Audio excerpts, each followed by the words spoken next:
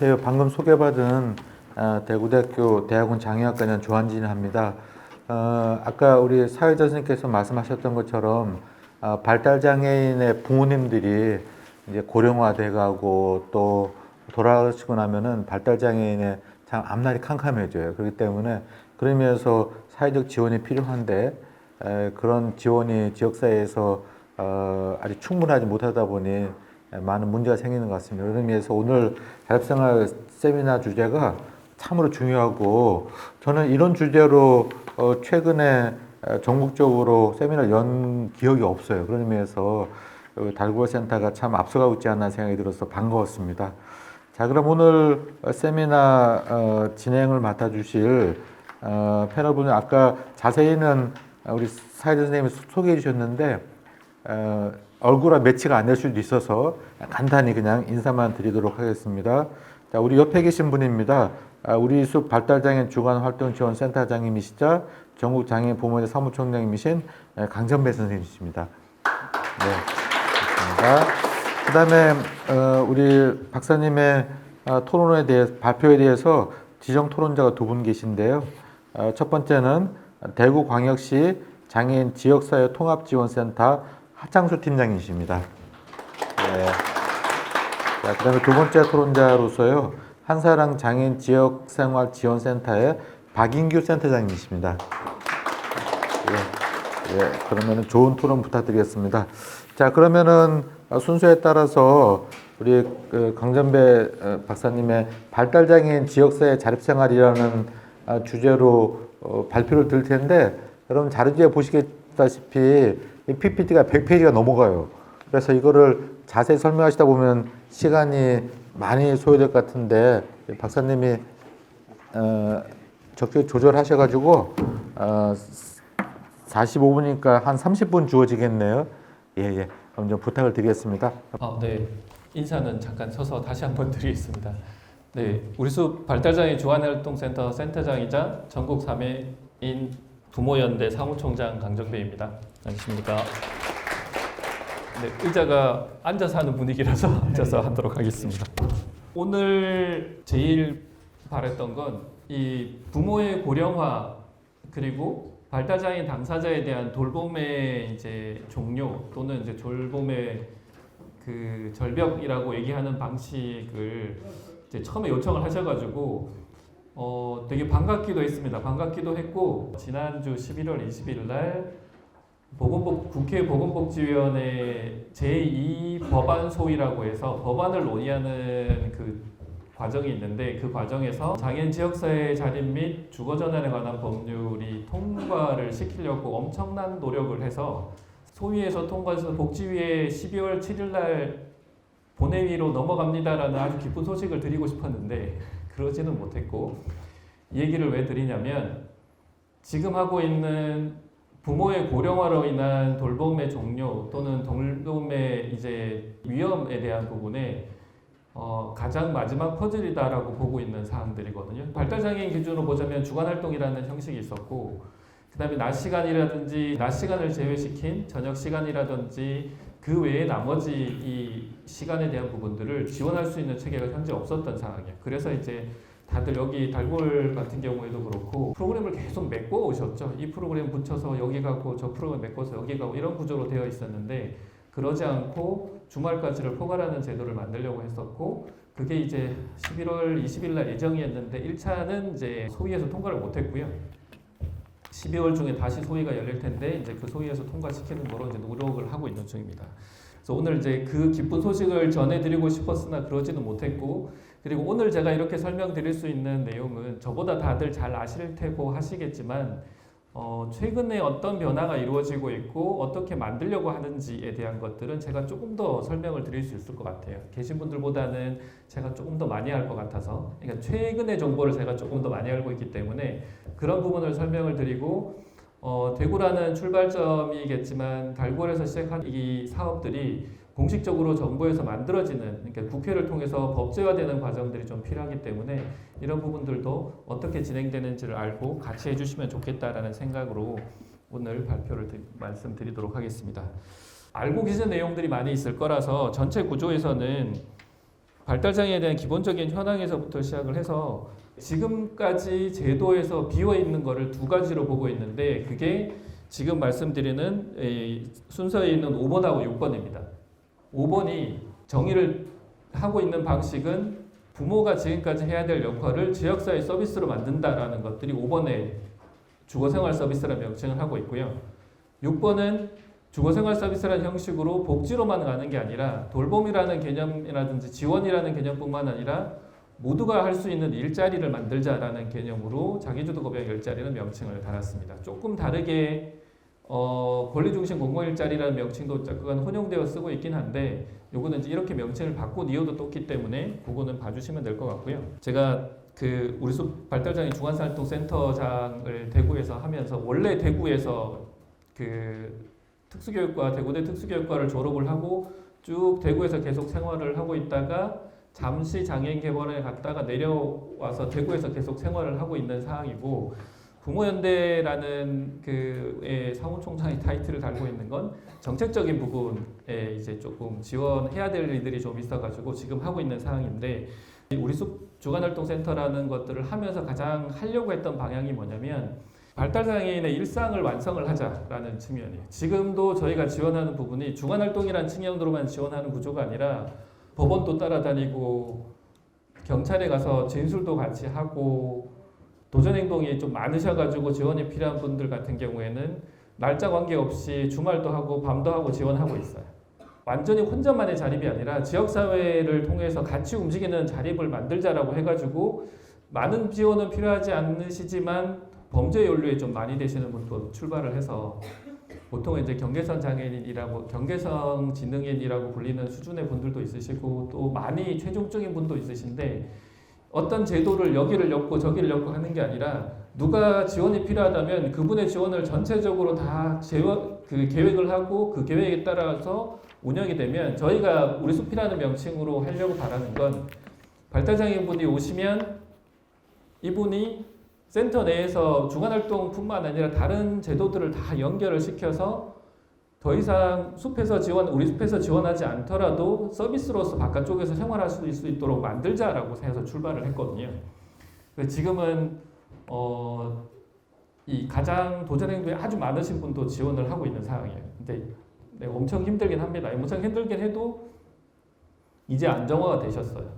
그래서 TV에도 몇 번 나오신 분이신데 생활이 가능한 수준으로 바뀌셔가지고 이제 곧 어떤 방식의 자립을 할 거냐를 고민하고 있는 수준이고 또 이제 의사결정을 다 하시는데 글을 모르셔가지고 움직여갖고 그러니까 결국은 이 발달장애인의 일상이라는 것들이 뒤에 쭉 설명해 드리는 건데 그 일상이 그리 쉽지 않다 그리고 어렵다라는 구조로 보이겠지만 최종으로는 그 어려운 부분들이 제대로 묶여지면 가능하다라는 것들로 이제 만들고 있는 중이고 이 말씀드렸던 것처럼 거기서 가장 크게 비어있는 두 가지가 제가 보기에는 이 주거생활 서비스라는 낮 시간을 포함한 저녁이라든지 주말을 제공되는 서비스가 하나 있어야 되고 일자리가 있어야 된다. 이 두 가지가 가장 크게 비어 있어서 이 부분을 이제 명칭도 만들고 그다음에 여러 가지 논의도 해가면서 처음에는 원래 이제 부모연대라는 조직이 계속 제안을 해왔었어요. 제안을 해오고 복지부라든지 이전에 이제 정부 측에 제가 있었기 때문에 정부 측에 제안하고 움직이다가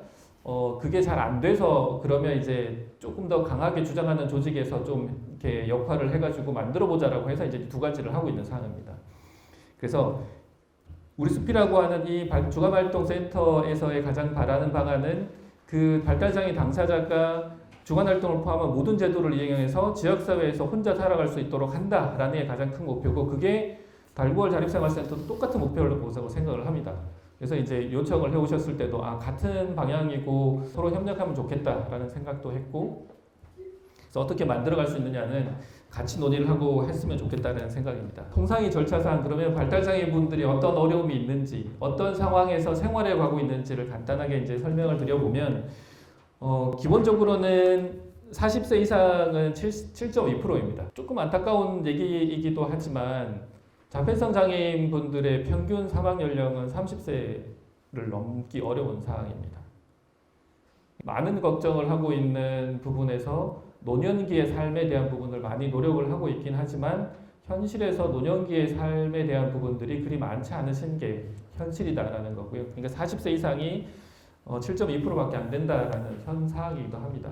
그러면 이제 이게 7.2% 하는 사항의 수치가 그러면 이 수치로만 해석을 해서 보면 그렇겠지만 다르게 보면 건강 관리가 안 되세요. 내가 어디가 아프다든지 뭐 이 기본적으로 건강 검진을 받으러 가는 거, 뭐 치과 치료를 받으러 가는 거라든지 이런 것들이 이게 안 되다 보니까 계속 발생하는 문제들이 내가 어디가 아픈지를 모르고 있다가 아주 많이 아프거나 아니면 손을 쓸 수 없는 상황 정도 됐을 경우에야 병을 확인하는 경우들이 되게 많아요. 그리고 특히나 자폐성 장애인 같은 경우에는 사고로 인한 사망률이 되게 높은 사항들입니다. 그러니까 이제 뭔가를 안전하게 생활하고 하는 이런 구조들이 안 되다 보니 그렇게 높게 나타나고 있어서 결국은 이런 구조상에 대한 부분들을 이 수명에 대한 부분을 늘리는 것도 가장 큰 이제 당면한 과제라고 볼 수도 있고, 근데 현재로서는 부모라든지 가족의 돌봄이 극한의 돌봄이라고 하는 게 결국은 80%가 부모가 사망을 해야 자녀의 돌봄이 끝나는, 또는 자녀가 사망을 해야 부모 돌봄이 끝나는 이런 이 상황이기 때문에 이 상황을 해결하는 부분들은 분명히 필요하다라는 게 이제 가장 큰 당면 과제로 보면 될 것 같고요. 근데 이제 또 다르게 보면 발달장애 가구의 유형은 이 부모와 자녀이거나 또는 1인 가구와 부부 가구를 포함하거나 또는 부부 자녀를 포함하면, 그러니까는 부모와 자녀를 구성된 비율이 70% 정도이기 때문에 결국은 가족에게 모든 돌봄이 맡겨져 있다. 개념을 돌봄이라는 개념에서 바꾼다고 보면 지원을 하고 있는 것들은 가족이 계속 지원하고 있는데 이게 이제 지역사회 지원으로 변경이 될 필요가 있다. 이렇게 봐주시면 될 것 같고요. 월평균 가구 소득은 뭐 평균 소득이 비발달 장애인에 비해서는 높게 나타나 있습니다. 근데 이제 이것도 충분히 해석이 가능하시겠지만 당사자의 소득이 아니라 가족의 소득인 거죠. 부모의 소득을 기준으로 모든 게 산정이 되다 보니 이제 3인 가족, 4인 가족에서의 소득을 기준으로 계산되다 보니까 그리 높지 않은 상황이고 중위소득 이하에 있는 구조들이라서 이 부분도 소득이 높다라고만 볼 수는 없는 이런 구조고, 이게 이제 부모의 계속적인 돌봄이나 가족의 돌봄으로만 이루어지다가 이게 지역사회 돌봄으로 전환되는 게 꼭 필요하기 때문에 만들어질 필요가 있다라고 보여지는 사항입니다. 그리고 이제 건강상태 부분인데요.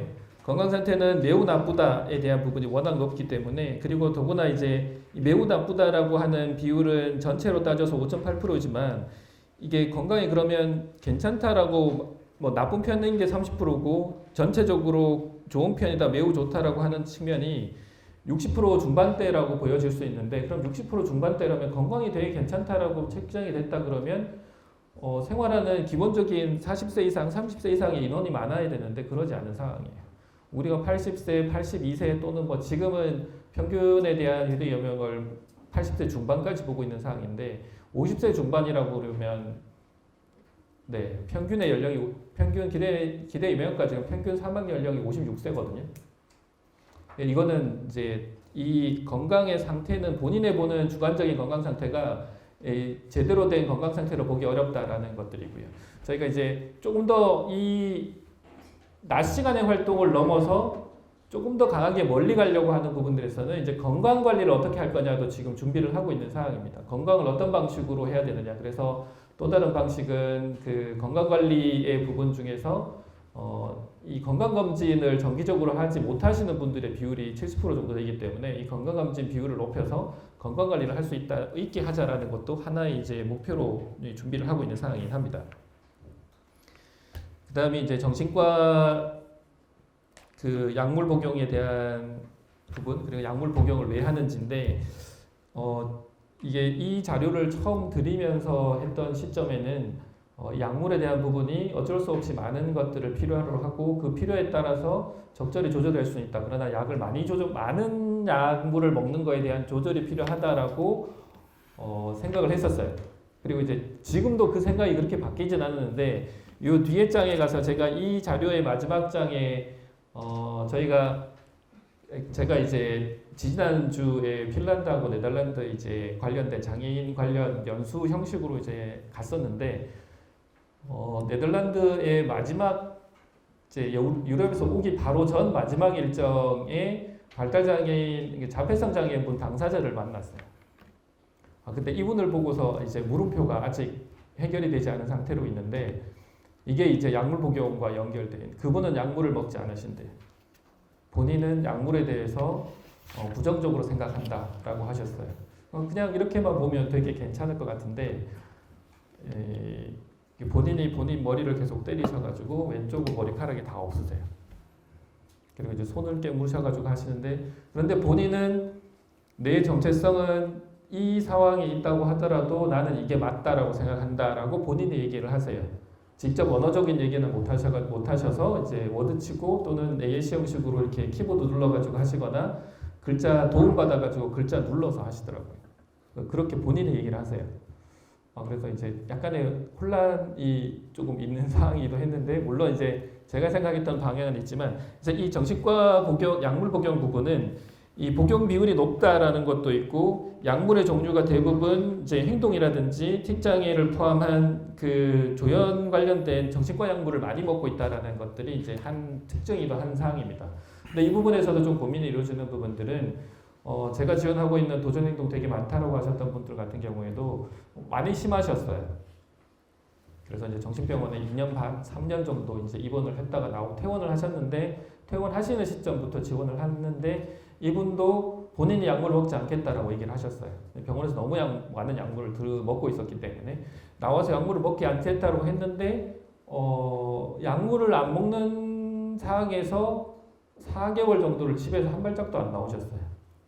그래서 이제 집에 가서부터 지원하는 방식으로 했는데 이에 대한 부분들이 어떤 방식으로 본인이 선택을 하느냐 그리고 본인이 어느 정도의 조절할 수 있는 약물을 먹고 우리가 감기약이라든지 이런 기본적인 두통약 같은 경우에는 편하게 먹는 약이지만 이 정신과 약물은 그러지 않는 약물인데 그럼 본인이 어느 정도를 먹고 어느 정도 활동을 할 수 있는 방식으로 약물을 본인이 통제해서 먹을 수 있느냐에 대한 부분은 가장 큰 또 의미인 것 같아요.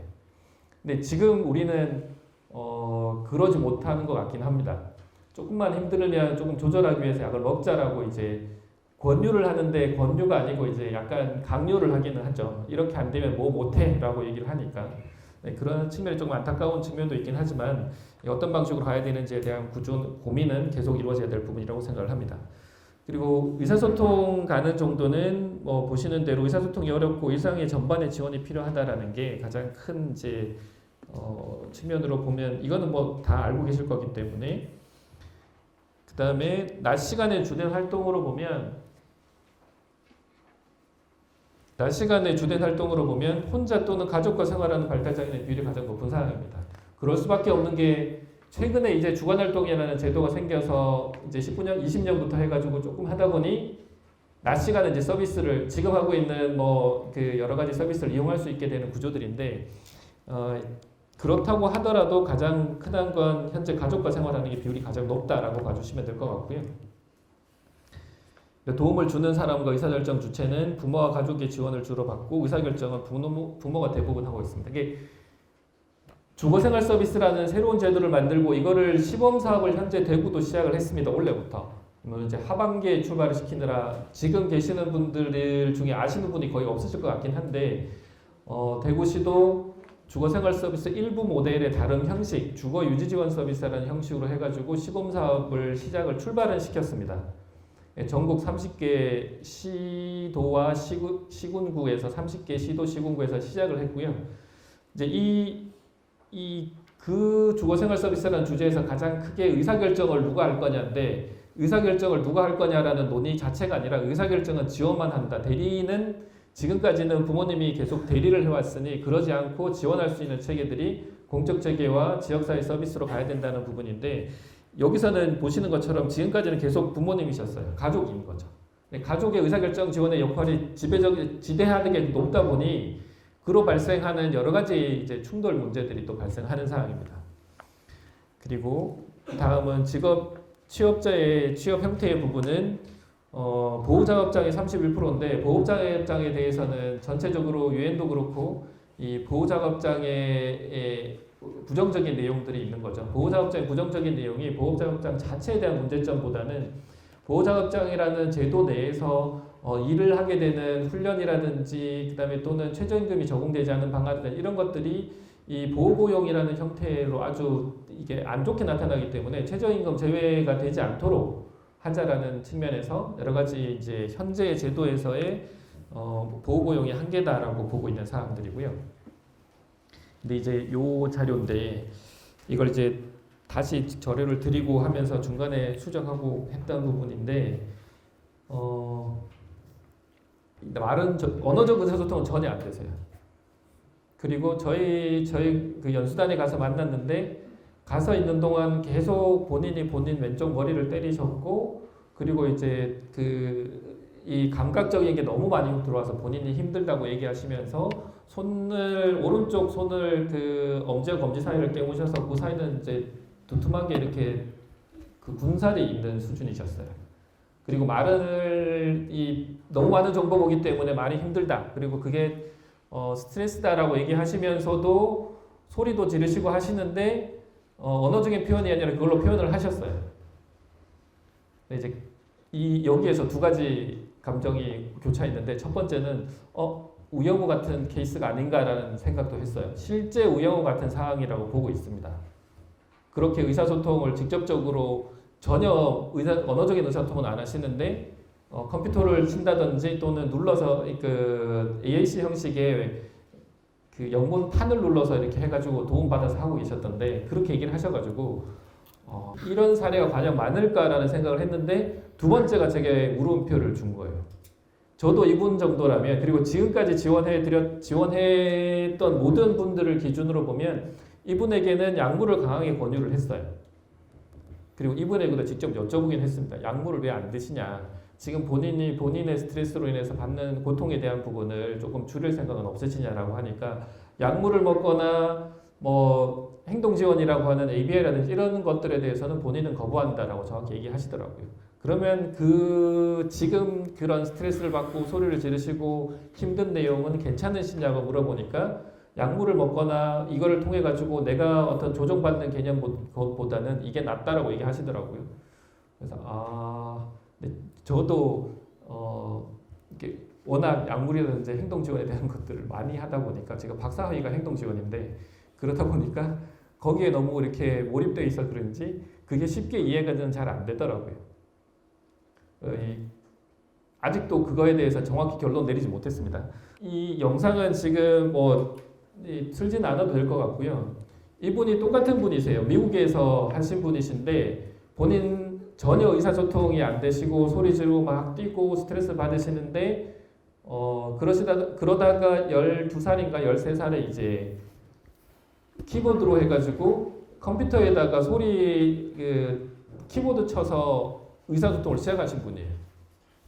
지금도 예전이니까 12년 기준이니까 11원 자료이기 때문에 지금도 이분은 이야기를 하지는 못하세요. 그런데 유튜브 나와서 인터뷰도 하시고 인터뷰하면서 본인이 적어놓은 거 가지고 얘기하시고 웃고는 하세요. 언어적인 의사소통 전혀 못하시고.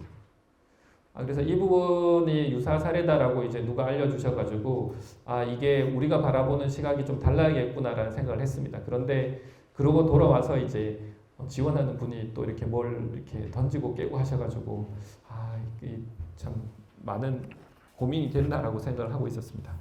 그러면 이제 정책적인 개선 방안은 요거는 현황의 부분은 간단하게 설명을 드릴 텐데 첫 번째 내용은 평일에 주된 활동이 거의 그냥 혼자 생활하는 거다라는 거.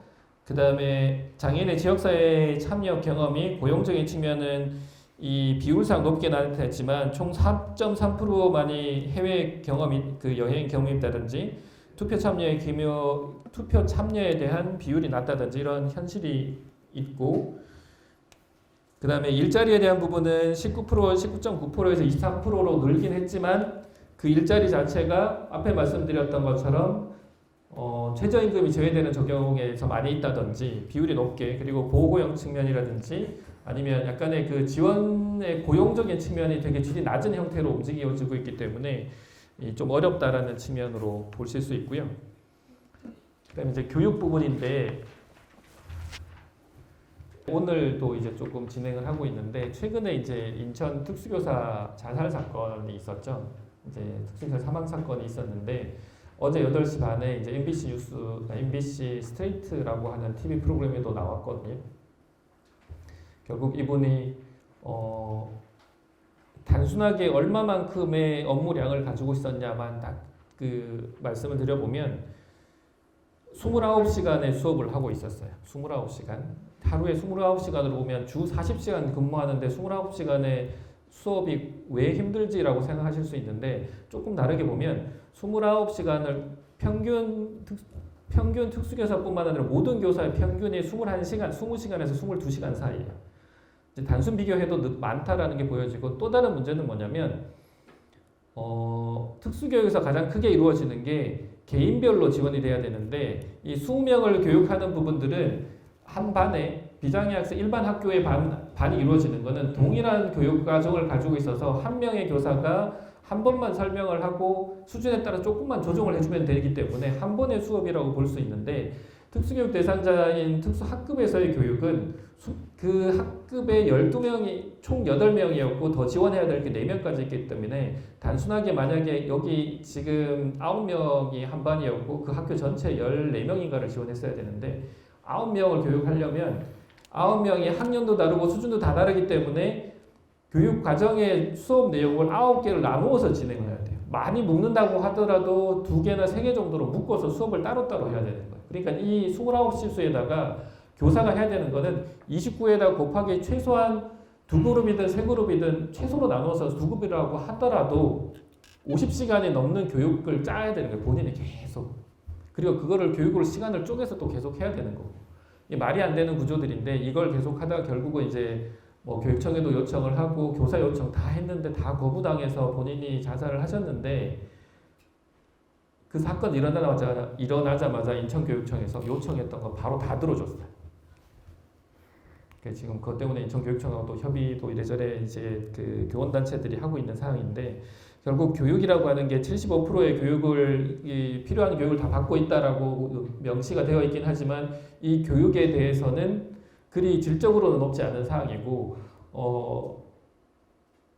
이게 원망하는 이상한 원망이 최근에 생겼는데 어떤 원망이 생겼냐면 성인기에 지역사회에서 생활이 많이 어려운 분들 같은 경우에 이 발달장애도 아니냐 관계없이 특수학교나 특수학급을 나오신 분들 중에서 성인을 위해서 일자리를 못 구하고 막 하면 어떤 원망을 하냐면 요 성인기에 계시는 분들이 이제 학교에서 뭐 했냐라고 원망을 하세요.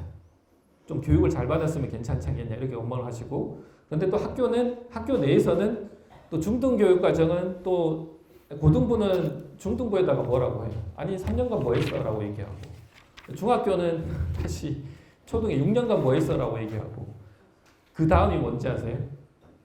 집에서 뭐 했어가 나와. 이게 이제 이상한 구조로 되어 있는 이 구조가 현재 이게 해결되지 않은 문제들에 대해서 계속 누군가를 원망하는 주체를 찾다 보니까 이렇게 돼서 그러지 않게 하기 위해서 주거를 서비스로 만들자라고 지금 하고 있는 상황인데 교육에서도 현재는 양적인 뿐만 아니라 질적인 문제들이 크게 발생하고 있다. 이렇게 봐주시면 될 것 같습니다. 요 도전 행동에 대한 부분도 뭐 이거는 많이 알고 계신 내용이기 때문에 도전 행동에 대한 부분도 비율이 좀 높게 나타나 있다라고 보시면 될 것 같습니다. 그래서 이제 생애 주기에 따른 발달 장애에 대한 이슈 같은 경우에는 결국 대표적인 서비스, 활동 지원을 포함한 대표적인 서비스들을 통해서 어느 정도 지원이라든지 지역사회 자립이 가능하신 분들이 있으시고 그게 아니라 발달장애인 분들 중에서 지원이 많이 필요하신 분들 같은 경우에는 그런 구조가 아니라 기본적으로 지원 제도가 꼼꼼히 짜여져야만 가능한 분들이 있는데 그게 이제 발달장애인 분들인 대부분 그렇다라고 보여져서 영주아기에서부터 시작해서 중노년기까지 오늘 주요 주제가 달콤을 아에서 진행하시는 내용들이 결국은 성인기를 넘어서 성인기에서부터 준비를 하고 노년기에 접어들었을 경우에 가족이라든지 부모의 돌봄 또는 IL 센터의 지원만 IL이라고 하는 그 구조만으로서 지원하기에 한계가 있기 때문에 그 다음 단계를 중개해보자라고 오늘 얘기하셨던 것처럼 그 다음 단계가 뭐냐라고 했을 경우에 답을 구해야 되는데 지금은 어렵다라는 구조로서 있을 수가 없어서 말씀드렸던 새로운 제도들을 요청하고 있다라고 봐주시면 될 것 같고요. 24시간 지원체계 구축은 이 생애주기별 24시간 지원체계 구축의 내용은 특정 장애, 현재는 발달 장애에 국한되어 있긴 한데 필요하다면 24시간까지도 가능한 제도여야 된다. 모두는 아니다라는 건 정확한 거고 어떤 서비스를 지원을 할 때 그 서비스가 상한까지 지원할 수 있어야 되는 가장 근본적인 것들인데 최근에 지난주에 그 나온 미국발 기사인데 트럼프가 당선이 되고 나서 트럼프 1기 때 어떤 걸 했냐면 개인에 대한 서비스의 상한을 치겠다라는 것들을 해주셨어요. 그래 블록 펀드라든지 뭐 이런 명칭을 해가지고 1인당 제공될 수 있는 총 상한을 그어놓고 그 내에서 쓸 수 있도록 하자라는 게 트럼프 1기의 주요 정책 중에 하나였고 그거에 반대가 되게 장애계에서 반대가 되게 많았어요. 근데 다르게 보면 우리는 상한을 쳐놓는 수준이 아니라 원래 다 정해져 있어요. 뭐 이하라는 게 다 정해져 있죠. 활동 지원도 얼마 이하, 뭐 이하 다 있는데 그게 트럼프 행정부 2기에 지금 당장 당면한 문제래요. 총 상한을 그어놓는 게. 근데 그렇게 보면 다르게 보면 지금까지 총 상한이 없었다는 얘기잖아요. 권리로서 필요한 서비스를 받을 수 있다. 물론 그게 뭐 적절하게 대상이 되느냐 아니냐에 대한 부분들은 또 관리하는 조직들이 있기 때문에 하겠지만은 이 상한을 정해놓지 않고 필요한 만큼 하고 그게 필요하냐 아니냐를 판단하고 필요하다면 지원하는 구조였기 때문에 그게 가능했었는데 그게 아니다라는 거고 결국 24시간 지원 체계라든지 이런 구조들이 지금은 우리는 너무나 많은 상한이 쳐져 있고 낮게 쳐져 있기 때문에 그러지 않고 지원을 해야 된다. 근데 이거를 이제 예전 같은 경우에는 뭐 개인 예산제라든지 뭐 여러 가지 명칭을 통해서 풀자라는 얘기를 하긴 했었는데 지금은 거기까지는 안 돼서 조금 애매한 구조로 되어 있긴 하지만 발달장애인을 포함한 전체적인 제도에서는 생애 주기별로 24시간 지원이 필요할 수도 있어야 된다라는 게 가장 근본적인 출발이어야 된다고 보고 있는 상황입니다. 이거는 이제 뒤에 거는 넘어가고 발달장애에 대한 주요 제도들인데 이 발달장애인 관련된 주요 제도뿐만 아니라 그냥 장애인 관련 전체적인 제도가 장애인 복지사업 안내 1권을 찾아보시면 그 1권에 제일 앞에 있는 장애인 서비스에 대한 총괄표가 있습니다. 여기 보면 이제 기본적인 정부가 제공하는 서비스는 어떤 것들이 있는지 이렇게 보실 수 있어서 이걸로 보시면 될 것 같고요. 자료를 찾을 때 이걸 가장 먼저 접근하시라고 말씀을 드리고 있는 사항입니다. 그럼 이제 발달장애인의 가장 핵심적인 제도는 활동지원이 있습니다. 활동지원 다음에 이제 조금 더 강조해서 활동지원은 대부분 알고 계시기 때문에 강조해서 다른 사업들로 조금 설명을 드려보면 이 주간활동 서비스를 이제 많이들 알고 계시죠? 그런데 주간활동 서비스가 이제 대구는 아직 대구의 일부 구는 제가 종료된 걸로 알고 있는데 주간활동 서비스를 이제 더 이상 안 받으세요. 이게 왜 그러냐면 예산 부족으로 인해서 예산 부족이 예측이 돼서 서비스에 대한 신청을 종료를 시키는 곳들이 나오기 시작했어요. 다행히 대구는 아마 이번 달 정도에 이제 종료 더 이상 못 받겠다 이런 얘기가 나올 텐데 빨리 나온 지역은 7월에 더 이상 못 받겠다고 나왔어요. 그만큼 이제 주간활동 제도가 이제 활성화가 되기도 시작을 했고 활성화와 좀 다르게 많은 분들의 가장 대표적인 제도가 되긴 했습니다. 근데 여기도 조금 이제 언제나 모든 제도의 명항이듯이 예측하지 않았던 안 좋은 예측하지 못했던 다른 사례가 나타났는데 이게 어떤 거냐면 주간보호센터의 이용자가 없어지기 시작하셨어요. 이 주간활동으로 넘어오신 거예요.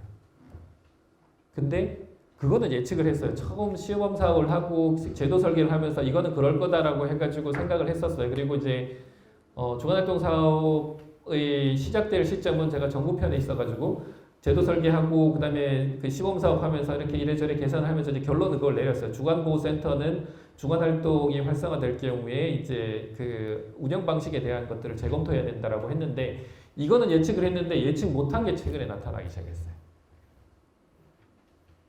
보호자격증이 넘어오는 얘기가 나오기 시작한 거예요. 보호자격증에 계셨던 분들이 주간활동으로 넘어오셨고 원래 그 보호자격증에 계셨던 좀 어려운 분들이 그냥 이제 직업으로서 조금 했는데 이분들이 주간활동으로 넘어오셨고 주간활동으로 넘어오니까 발달장애인이라든지 또는 장애인분들의 이용자가 넘어오는 문제는 그나마 그냥 그럴 수도 있다라고 하는데 보호작업장이 통으로 법인이 보호작업장을 문을 닫고 주간활동으로 전환하려고 준비하는 곳도 있으세요.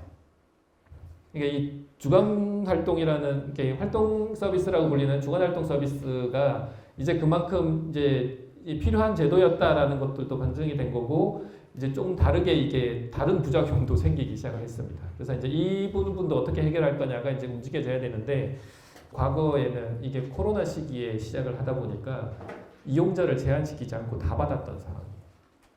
그랬는데 코로나가 끝나고 나니까 폭발적으로 늘어가지고 문제가 괜찮아졌고 지금 이 제도에 대한 부분을 쭉 넘어가면 뭐 이런 거 있다라는 것들을 보시면 될 것 같고 최중증 통합 돌봄이 올해부터 시작이 됐거든요.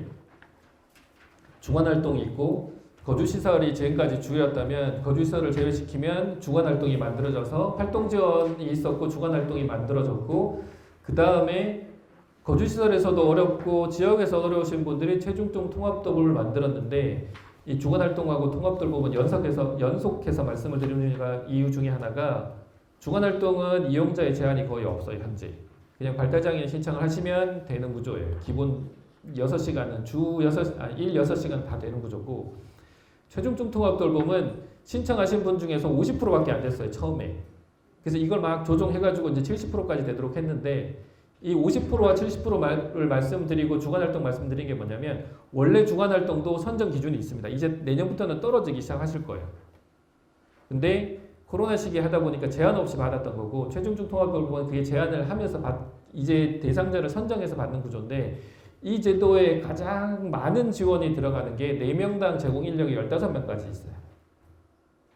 거주시설이라든지 기타 등을 다 열어봤을 경우에 24시간까지 물론 주말을 제외시킵니다. 토일을 제외시키는 구조인데 지원되는 구조에 가장 많은 지원이 4명이 15명까지 그러니까 이용자 4명을 15명의 지원이 24시간을 지원한 구조가 이제 만들어졌어요. 이 제도를 만들기 위해서 만들려고 했는데 어쨌든 이제 시작이 됐고 물론 시각을 했지만 삐걱덕거리고 있긴 합니다. 이게 인건비가 잘 안 맞아가지고 못 들어오고 있는데 이런 식으로 해서 최중증 통합 돌봄을 통해 가지고 이제는 거주 시설이냐 아니냐 그러니까 돌봄이 종료됐을 경우에 그 돌봄의 종료로 인해서 발생하는 가장 긴급한 문제는 최중증 통합 돌봄이라는 방식이 일단 한 개 생겼어요. 도전 행동이 많거나 지원이 많이 필요하지 않은데 그 중간에 있는 분들이 주간 활동도 이용하면서 할 수 있는 제도가 현재는 없습니다. 그래서 이제 새로운 서비스를 만들자라고 하고 있는 사항입니다. 요게 이제 주간 활동과 최중증 통합 돌봄이라고 하는 최중증 발달장애인 통합 돌봄 사업인데 요 두 가지가 이제 지역 사회 내에서 할 수 있는 대표적인 제도가 되었다라고 봐주시면 될 것 같고 그거하고 좀 다르게 있는 제도가 이 긴급 돌봄 사업이에요.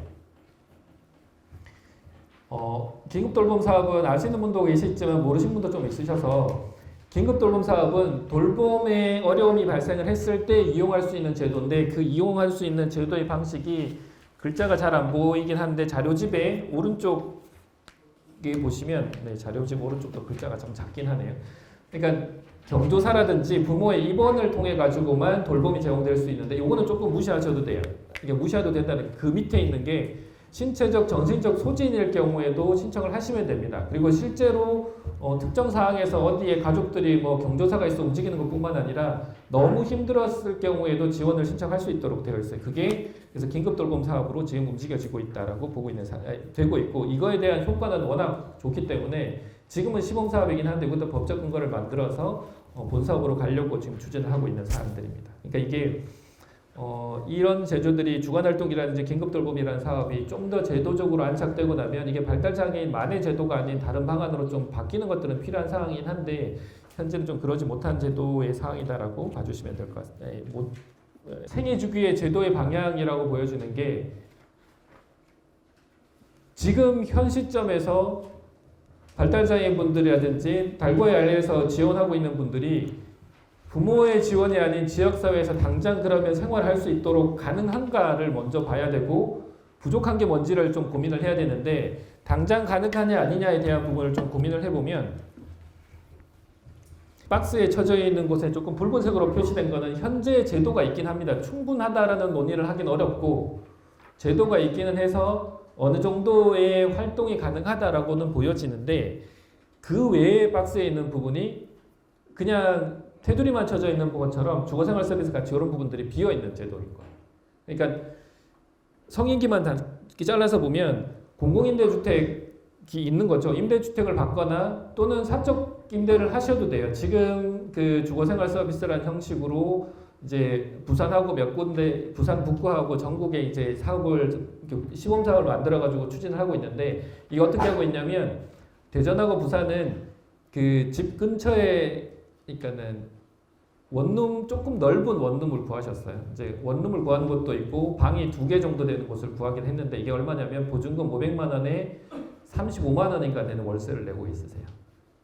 이게 소득만 기준으로 생각을 해보면 기초수급이 되면 주거비가 20만 원 중반대, 그리고 그 비율에 맞춰서 움직여지니까 35만 원 정도면 본인이 10만 원 정도만 대내면 현재 집에 본인이 충분히 주변에 주택을 얻을 수 있긴 해요.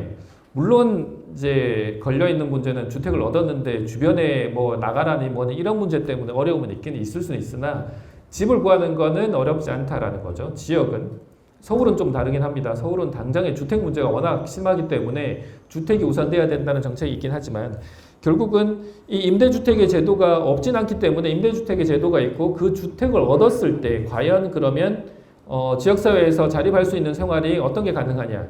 이게 일자리를 하거나 활동보조나 주간활동을 이용을 하더라도 집에서 이용할 수 있는 서비스가 없었던 거예요, 지금까지. 그래서 이제 주거생활 서비스라는 명칭을 만들려고 하고 있고, 현재 노력을 하고 있는 상황이고, 네, 11월 20일에 법 통과에 문턱까지 갔는데 실패해가지고 지금 다시 또 12월에 그 준비를 하고 있는데, 결국 임대주택이라든지 직장생활 부분도 조금 다르긴 합니다. 뒤에 말씀드렸던 직장생활도 양이 충분하진 않고 조금 개념이 바뀌어야 되는 것들을 좀 바꾸려고 하고 있는데, 그렇게 보더라도 전체적으로는 이제 있다라는 제도로 보면 결국은 주거생활 서비스라든지 행동지원이라든지 의료지원에 대한 필요한 분들을 어떻게 지원할 거냐. 요거는 최종적 통합돌 부분은 일부 만들어지고 있는 상황이기 때문에 지금 좀 더 이제 시기를 기다려봐야 되기 때문에 밑에 있는 것처럼 이제 최종적 통합돌봄 서비스로 준비를 하고 있는 거고, 결국 남은 건 주거생활 서비스라고 하는 이 가장 큰 제도의 새로운 제도의 한 가지는 필요한 상황입니다. 그래야 저녁 시간, 아침 시간, 밤 시간을 누군가 지원이 가능하기 때문에, 그리고 현재는 모든 제도가 활동 지원을 제외시키고는 주말을 이용할 수 없는 제도이기 때문에 주말도 이용 가능한 제도가 만들어져야 되는 거죠. 그래서 이게 지금 이제 가장 필요한 제도라고 보고 있고, 물론 그 아동기라든지 영세 같은 경우에는 집중 지원에 필요한 부분들, 그 집중 재활 치료라는 명칭으로 좀 더 장애에 대한 그 예방적 측면이라든지 또는 그 중증화되는 부분들을 그러지 않도록 지원하는 부분들이 필요하다라는 것도 있습니다.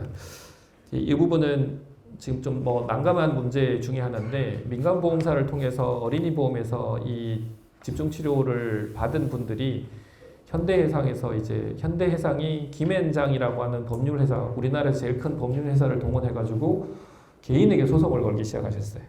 돈 못 주겠다고.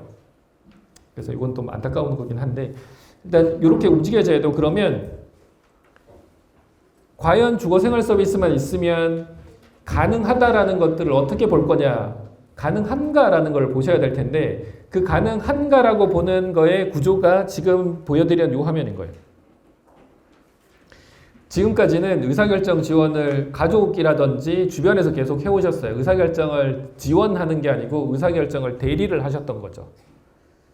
뭐 오늘 좀 늦게 자서 조금만 1시간 더 자고 싶은데 이제 나는 자고 싶다고 누웠는데 엄마가 나가라고 내쫓았어요. 이거는 의사결정을 대리를 하고 있는 상황인 거죠. 물론 그 결정이 바른 결정이냐 아니냐 뭐 어떤 사항이 있겠지만은 지금까지 진행해왔던 의사결정을 대리했던 부분들을 보시는 것처럼 제일 왼쪽에 있는 의사결정을 지원하는 거예요. 이게 의사소통도 지원하고 최하단은 제일 마지막 단에는 공공후견이 있습니다. 본인이 의사결정에 대한 언어적인 뿐만 아니라 본인이 한 의사결정이 아주 위험하거나 생명의 위협을 가질 수 있을 경우에는 공공후견이 들어가는 게 맞다라고 보여지지만 그거는 최후의 수단인 거고 의사결정을 지원하기 위한 중간 과정이 가장 확실하게 있어야 된다는 거예요. 일단 그게 의사결정 지원이다라고 보여지면 그러면 반대쪽에 오른쪽에 소득이 그냥 가능하냐라고 보는데 저소득으로 가계 분리를 해서 저소득으로 세대주로 분리되고 저소득층으로 저소득 가구로 등록이 되면 현재 서울 기준으로 120만 원대 정도, 서울뿐만 아니라 전국적으로 월 120만 원 정도의 주거비용을 포함한 금액이 나옵니다. 그러면 생활이 120만 원 가지고 1인이 가능할까라고 생각하실 텐데 활동지원, 주간활동, 그 다음에 나머지 제도들이 다 같이 이용을 하면서 현금급여에 대한 부분이 120만 원인 거죠. 그러면 생활이 가능하세요. 어느 정도는.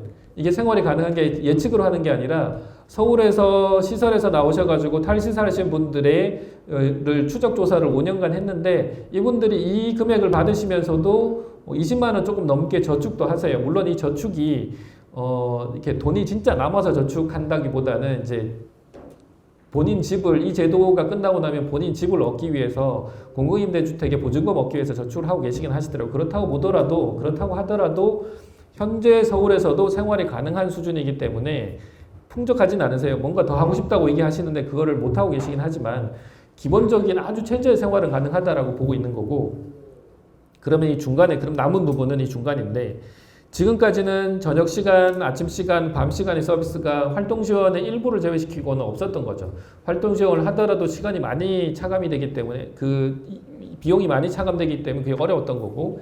그래서 이 부분을 주거생활 서비스라고 새로운 서비스로 만들자라고 하고 있고 현재 그러니까 주장만 하는 건 아니고 말씀드렸던 것처럼 30개 시도의 시범 사업을 시도 시군구에서 시범 사업을 시작한 상황입니다. 지금 안타깝게도 대구는 시범 사업에 포함이 되어 있긴 한데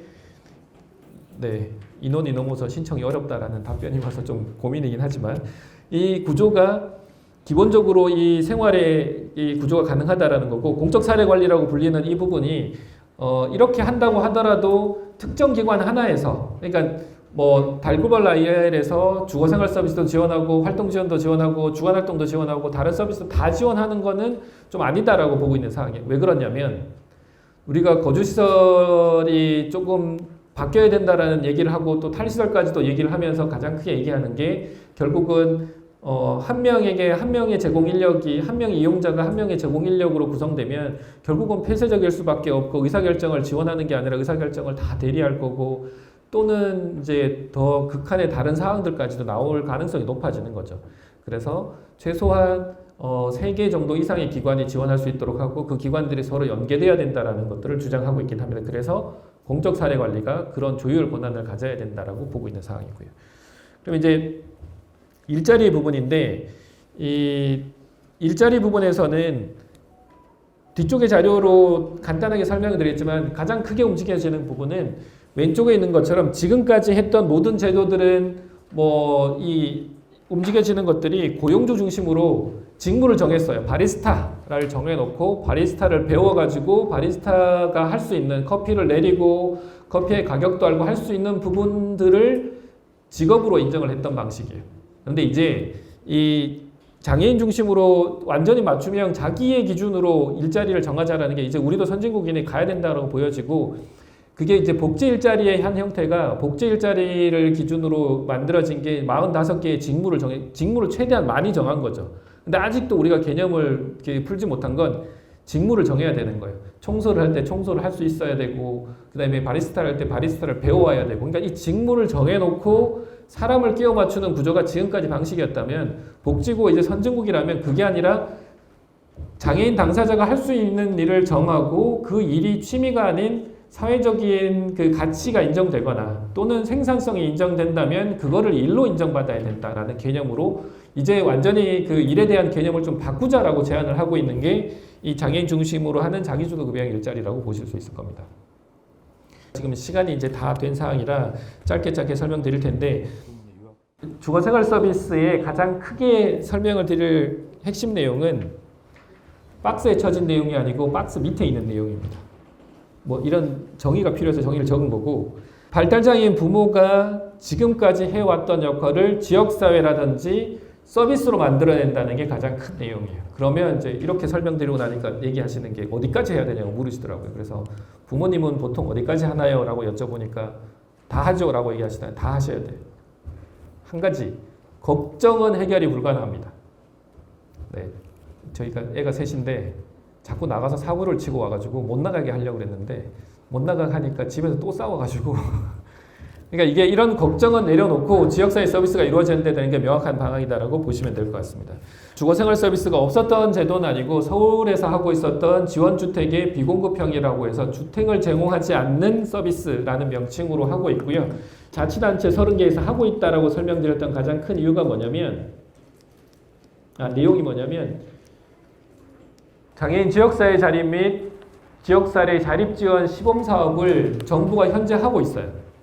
이게 탈시설 사업에서 출발을 시켜서 한 사업인데 시설에 갔다가 나오시는 분들을 시설에서 있어서 퇴소하시는 분들을 대용하는 서비스로 진행을 했는데 이게 시설 입소의 예방이라는 측면에서 발달장애인 분들에 대한 적극적인 대안이 될 수 있다라는 거로 이제 결정이 되어 가지고 이 사업의 조건을 바꿨어요. 어떻게 바꿨냐면 보시는 것처럼 왼쪽이 기존 명이 주거전환 및 유지지원형이라는 명칭으로 하나의 원래 탈시설이라는 타이틀을 달고 지역사회 자립지원사업이라는 명칭이 있었고 오른쪽에 주거유지지원형이라고 해서 신설을 했습니다. 어떻게 신설을 했냐면 주택과 관계없이 서비스가 갈 수 있도록 되어 있고 서비스만 가는 구조가 아니라 밑에 보시면 신설이라고 되어 있는 것처럼 모든 발달장애인 분들이 다 가능하세요.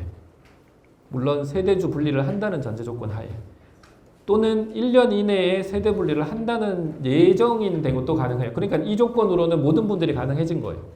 그래서 지금 이 사업에 180명 정도가 하고 있었는데 급하게 이래저래 조직을 해가지고 약간 600명 정도 신청을 해서 이제 이용자는 원래 계획했던 것보다 더 많이 신청이 됐기 때문에 이제 넘어가고 있는 상황입니다. 그래서 이렇게 이제 지금 오늘 주제의 가장 큰 논의가 발달장애인이라든지 성인 발달장애인이 노화되고 가족의 돌봄이 종료됐을 때 어떻게 할 거냐에 대한 대안으로 현재 시범사업을 작년부터 출발한 시험사업에 올해부터 시작을 해서 올해 내년 갈 거고 그거를 본사업으로 만들고 법적인 근거를 만들기 위해서 현재 사업을 하고 있다. 이렇게 이해를 해주시면 될 것 같습니다.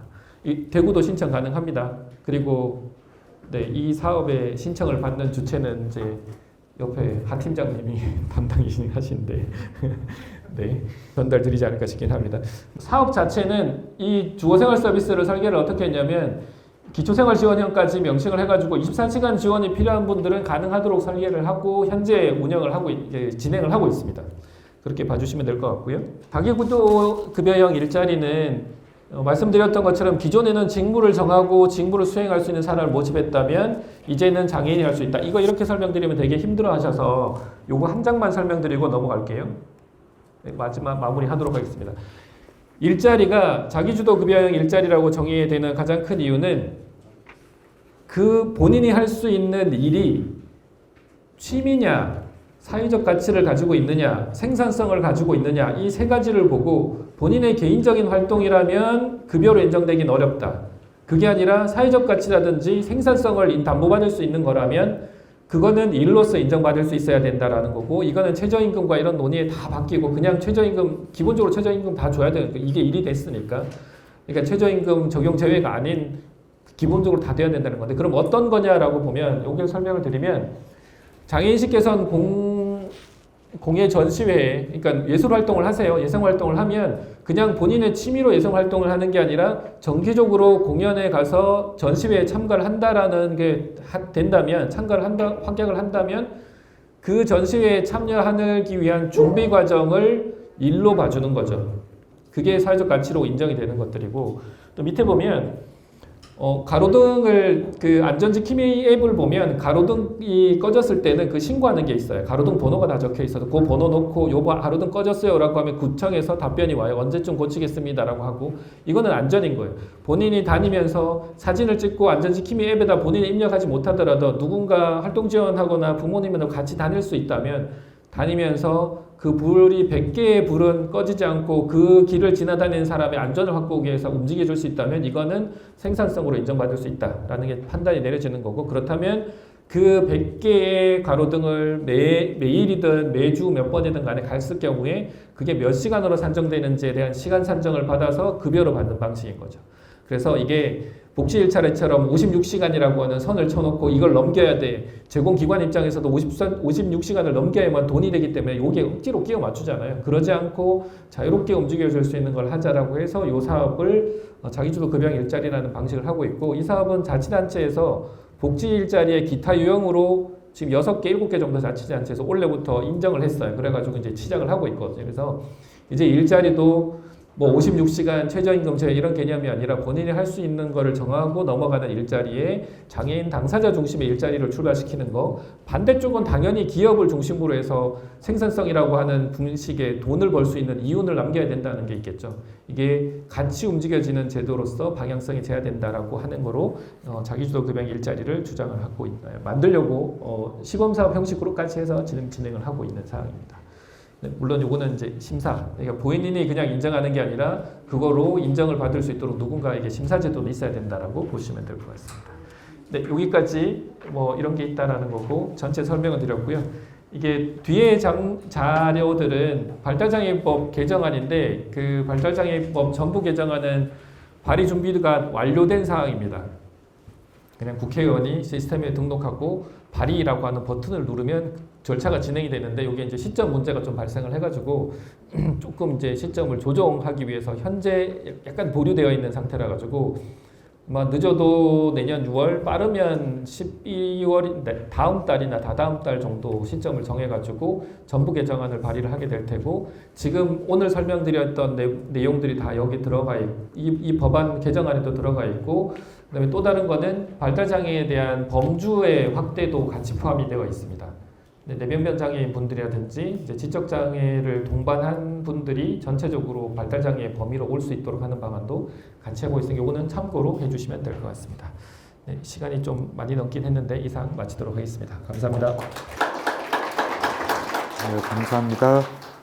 우리 강정민 센터님께서 발달장애 현황도 좀 말씀해 주셨고, 거기에 따르는 현재의 정책을 말씀해 주시면서 특히 이제 고령화되어 오는 장애인과 관련해서 주거 생활 서비스가 큰 구멍이다. 그래서 그에 관련된 주거 생활 서비스를 말씀해 주셨고, 또 시범 사업으로 진행되고 있는 자기주도 급여형 일자리에 대해 소개해 주셨습니다. 시간이 많이 지나긴 했지만 아주 새로운 내용이 많기 때문에 제가 제지하지 않고 끝까지 들었습니다. 우리 발표해 주신 우리 강정민 센터님께 다시 한번 박수 좀 드릴까요? 예, 감사합니다. 자, 그러면은 센터님 발표해 주신 거에 대해서 두 분의 지역 토론자께서 토론해 주실 텐데, 첫 번째 토론자로서 하창수 팀장님께서 발달장애 보호자 고령화에 따른 지역사회에서 지속적인 자립생활 지원 방향성이라는 제목으로 토론해 주실 텐데, 하실 말씀 많으시겠지만 15분 내에 끝내주시면 고맙겠다 말씀드립니다. 그 발달장애인이 지역사회에서 살아가기 위한 가장 반대하는 그 그룹이 어딘가 하면 아이러니하게도 그 시설에 있는 장애인들이 지역사회에 살아가는 걸 반대하는 그룹이 당사자의 부모들입니다. 그래서 지역사회에 놓으면 이를 갖다가 시설만큼 보호하지 못한다는 게 지금의 장애인 부모의 어떤 그런 마음입니다.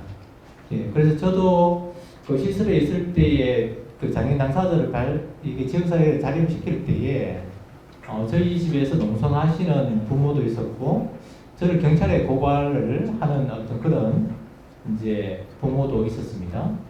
왜 이런 말씀을 드리는가 하면 자립에 대한 지원 체계가 오늘 이제 발표자 이제 강정배 선생님께서 박사님께서 발표를 하셨는데, 최근에 제가 저희 센터에 그 근무를 하면서 느낀 건 뭔가 하면, 이런 제도를 갖다가 제대로 알지 못하는 부모님들이 상당히 많다라는 어떤 그런 인식을 제가 하게 되었고, 그리고 그 옛말에 한 아이를 키우기 위해서는 지역사회가 다 힘을 합쳐야 된다. 박인규 또 센터는 이런 이야기를 하실 건데, 발달장애인의 어떤 그 지역사회의 어떤 네트워크를 구축하기 위해서는 기관마다 촘촘한 자립 지원에 대한 그리고 지역사회에 안착할 수 있는 체계들이 마련돼야 하나, 현장에서 제가 느낀 바로는 아무리 좋은 제도가 있더라도 그 기간의 어떤 그런 방향 자체가 단지 한 꼭지만 이렇게 진행되면서 다른 기관과 연대해서 발달장애인 중심의 어떤 그런 서비스에 대한 연계하는 형식들이 상당히 부족한 게 현실이다. 그래서 현실적으로 많은 제도들이 발달되고 있지만은 요즘 이제 그 소위 말하는 고독사 이런 문제, 복지제도가 없어서 고독사가 발생할까 이런 문제가 또 아니더라고 보니까요. 그래서 발달장애를 둔 가정이 지금 제도권을 이용하지 못하는 대상자들이 상당히 저는 많다고 봅니다. 예, 그 최근에 양천구에서 이런 사업들을 드디어 시작하기 시작했습니다. 그래서 발달장애인을 둔 가정에 고령화된 연구자들이 얼마만큼 있는가에 대한 부분들을 조사를 했는데 작년에 한 30가구 정도가 그래 발굴을 했습니다. 그래서 그 발굴에서 느낀 거는 왜 이런 제도를 이용하지 못했습니까? 라고 문의한 결과 이런 제도를 잘 몰랐다 하는 부분들이 대부분이었습니다. 예, 그리고 그 부모님들은 하신 말씀이 내가 먼저 죽기를 원한다 이런 이야기를 하시고 내가 죽을 때쯤 이 아이는 어떻게 하면 좋을까에 대한 고민을 많이 하시는데 결국에는 결론은 뭔가 하면 이 아이는 내가 죽을 때쯤 시설 보호를 좀 해둘라는 게 결론입니다. 즉 현재 지역사회 자립 전달책이 잘 되어 있지만은 시설 입소 대기자가 지속적으로 전투하고 있는 게 현실입니다. 예, 그 말은 뭔가 하면 연구자 입장에서는 시설에서 모든 걸 갖다가 다 해주기 때문에 지역사회보다는 시설이 낫다라고 그렇게 생각하면서 마지막 유언을 그 당사자인 장애인 동생이나 친인척한테 그렇게 유언을 하는 게 현실적인 문제라고 얘기를 해요. 예. 그래서 제가 하고 싶은 이야기는 장애 당사자하고 부모 교육이 잠깐 언급됐는데요. 생애 주기별로 정확하게 어떤 서비스를 갖다가 부모하고 장애 당사자하고 어떻게 제공받아야 하는지 그런 교육에 대한 촘촘한 교육들이 좀 지속돼야 된다라고 봅니다. 재산을 어떻게 활용할 것인지. 저희 친조카가 지금 발달장애인입니다. 예, 그 둘째 형님의 이제 아들인데 제가 사회복지사라서 눈여겨보고 있지만 그 전에는 보호작업장이나 가서 단순 노동하거나 이 아이가 갈 곳이 없는 그런 상황에 놓여 있었습니다. 그래서 제가 평생 그 발달 교육센터에 등록해서 그렇게 지금 진행을 하고 있는 상황인데 아주 만족도가 높고요. 제가 이야기 드리고 싶은 말은 과연 발달장애를 둔 부모와 그 자녀들에서 생애 주기별에 대한 서비스를 정확하게 어떤 서비스들이 받을 수 있는지에 대한 부분들을 정확하게 그 발달장애인을 둔 가정한테 정확하게 설명을 해야 되고 그리고 사각지대에 있는 어떤 그런 발달장애인을 둔 자녀와 부모들에게 발달장애 이용할 수 있는 서비스에 대한 부분들을 명확하게 전달할 수 있는 그런 접근 방법이 필요하다. 지금 올해 달구로 아이센터도 그렇지만은 문의 오는 대상자한테 그 서비스에 대한 자립생활 주택에 대한 정보를 주지만 지금도 아주 고령화된 발달장애를 둔 가구에는 지금 지역사회에서 어떤 서비스가 제공되고 있는지에 대한 어떤 접근성이 상당히 차단되어 있는 게 저는 현실이라고 봅니다. 향후에는 그 발달장애인 지원센터 중심으로 해서 저희 센터도 마찬가지지만 기존의 제도를 촘촘하게 이용할 수 있도록 하는 어떤 그런 활성화된 어떤 그런 방향에 대한 부분들을 새로운 사업들로 좀 진행해야 되지 않겠나. 지금 한쪽에서는 함께하는 부모연대에서는 정책에 대한 제안을 해주시고 현장에서는 그러한 가구들이 기존의 서비스를 이용을 적극적으로 이용할 수 있는 어떤 그런 서비스들이 이루어져야 된다. 저는 그래 보고 있습니다. 그래서 장애복지관 중심도 그렇고요.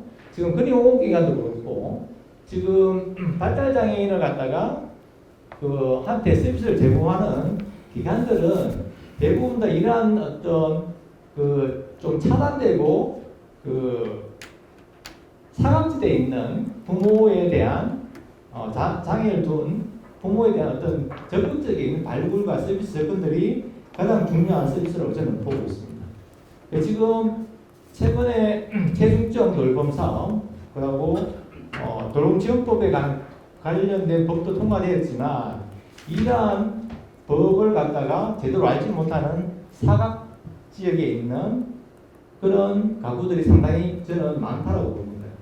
예, 그래서 이런 사각에 있는 그 가구들에 대한 접근을 저희 센터뿐만 아니라 발달장애인 지원센터 그리고 보건기관 아이센터를 중심으로 해서 이런 대상자들을 촘촘하게 접근을 하고 발굴을 해서 기존의 그 발달장애에 관련된 서비스를 적극적으로 이용을 해서 이 부모가 돌아가기 전에 현재라도 이 제도를 적극적으로 이용을 해서 사후에라도 이 장애 당사자가 이 서비스를 제대로 이용할 수 있도록 하는 어떤 그런 접근들은 좀 필수적이다. 저는 그렇게 보고 있습니다. 그래서 지금 확장에 대한 어떤 그런 제도에 대한 부분, 그리고 그와 더불어서 사각지대에 있는 발달장애를 둔 가구에 대한 촘촘한 계획 서비스, 그리고 사각지대에 있는 가구들에 대한 발굴을 통한 어떤 그런 서비스에 대한 부분들이 제대로 구축되는 어떤 그런 부분이 있어야 되겠습니다. 이것 좀 여담입니다. 왜 이런 얘기를 하는가 하면 제가 오늘 여기 오기 상당히 힘들었어요.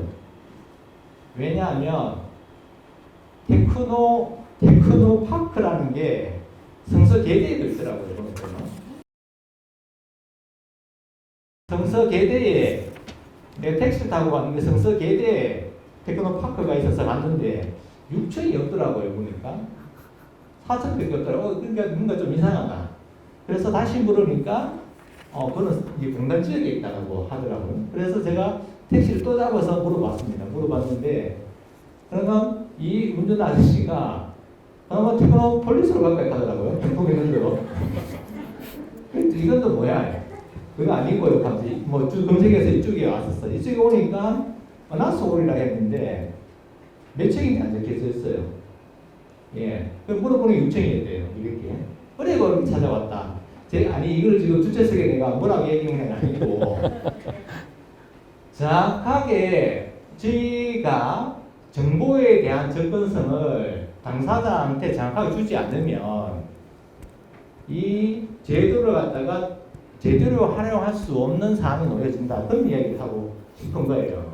우리가 가진 정보를 발달장애인 가구를 둔 가구와 부모들한테 행정복지센터 중심으로, 그 아이센터 중심으로 해서 정확한 정보를 정확하게 줘서 이분들이 장애를 둔 자녀가 더 이상 짐이 안 되게 죄책감을 가지게 않도록 해서 기존의 제도를 최대한 활용할 수 있는 어떤 그런 프로그램과 접근 방법들이 논의되어야 된다.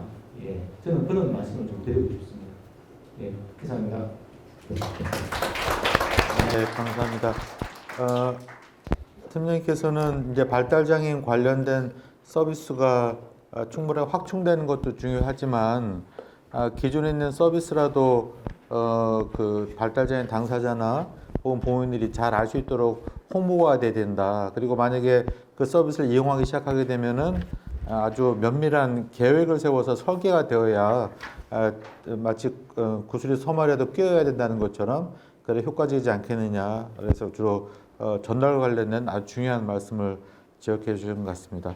우리 팀장님께 다시 한번 좀 박수 좀 드릴까요? 네, 감사합니다. 자, 이어서 두 번째 토론자입니다. 한사랑 장애인 지역생활지원센터 박인규 센터님께서는 어떤 이 발달장애인 포함한 장애인의 자립을 위해서 어떤 한 기관이나 시설만의 노력이 아니라 하나의 공동체가 마을이 동원되는 그런 이미 실제로 하고 있는 그런 사례를 소개해 주실 것 같습니다. 그래서 아주 이 대구 지역에서도 자랑스러운 그런 케이스인데 그래서 안심마을 공동체 돌봄 사례 중심으로 지역사회 자립생활 지원에 대해서 말씀을 해주도록 하겠습니다. 자, 그럼 부탁드릴까요? 네, 반갑습니다. 한사랑에서 발달장애인 지원하는 일을 하고 있고 자립생활 주택 사업을 내부적으로 담당하고 있습니다. 박인규라고 합니다. 반갑습니다. 시간이 사실 많지 않아서요. 15분 정도, 150분 정도 이야기를 해야 될 것 같은데 15분 만에 하려면 그냥 제가 하고 싶은 또는 중요하다고 생각하는 이야기를 몇 가지 정도 말씀을 좀 드리겠습니다. 자립생활을 지원한다는 게 사실은 이제 저도 하고 있는 일이긴 하지만 사실 뭘 해야 될지를 여전히 잘 모르는 일이기도 합니다. 특히 제가 이제 또 앞으로 말씀드리는 우리 장애인이라고 칭할 때는 제가 좀 이제 발달장애인들만 지원하는 일을 하다 보니 발달장애인을 당사자라고 지칭한다고 이해를 해주시고 들어주시면 좋을 것 같습니다.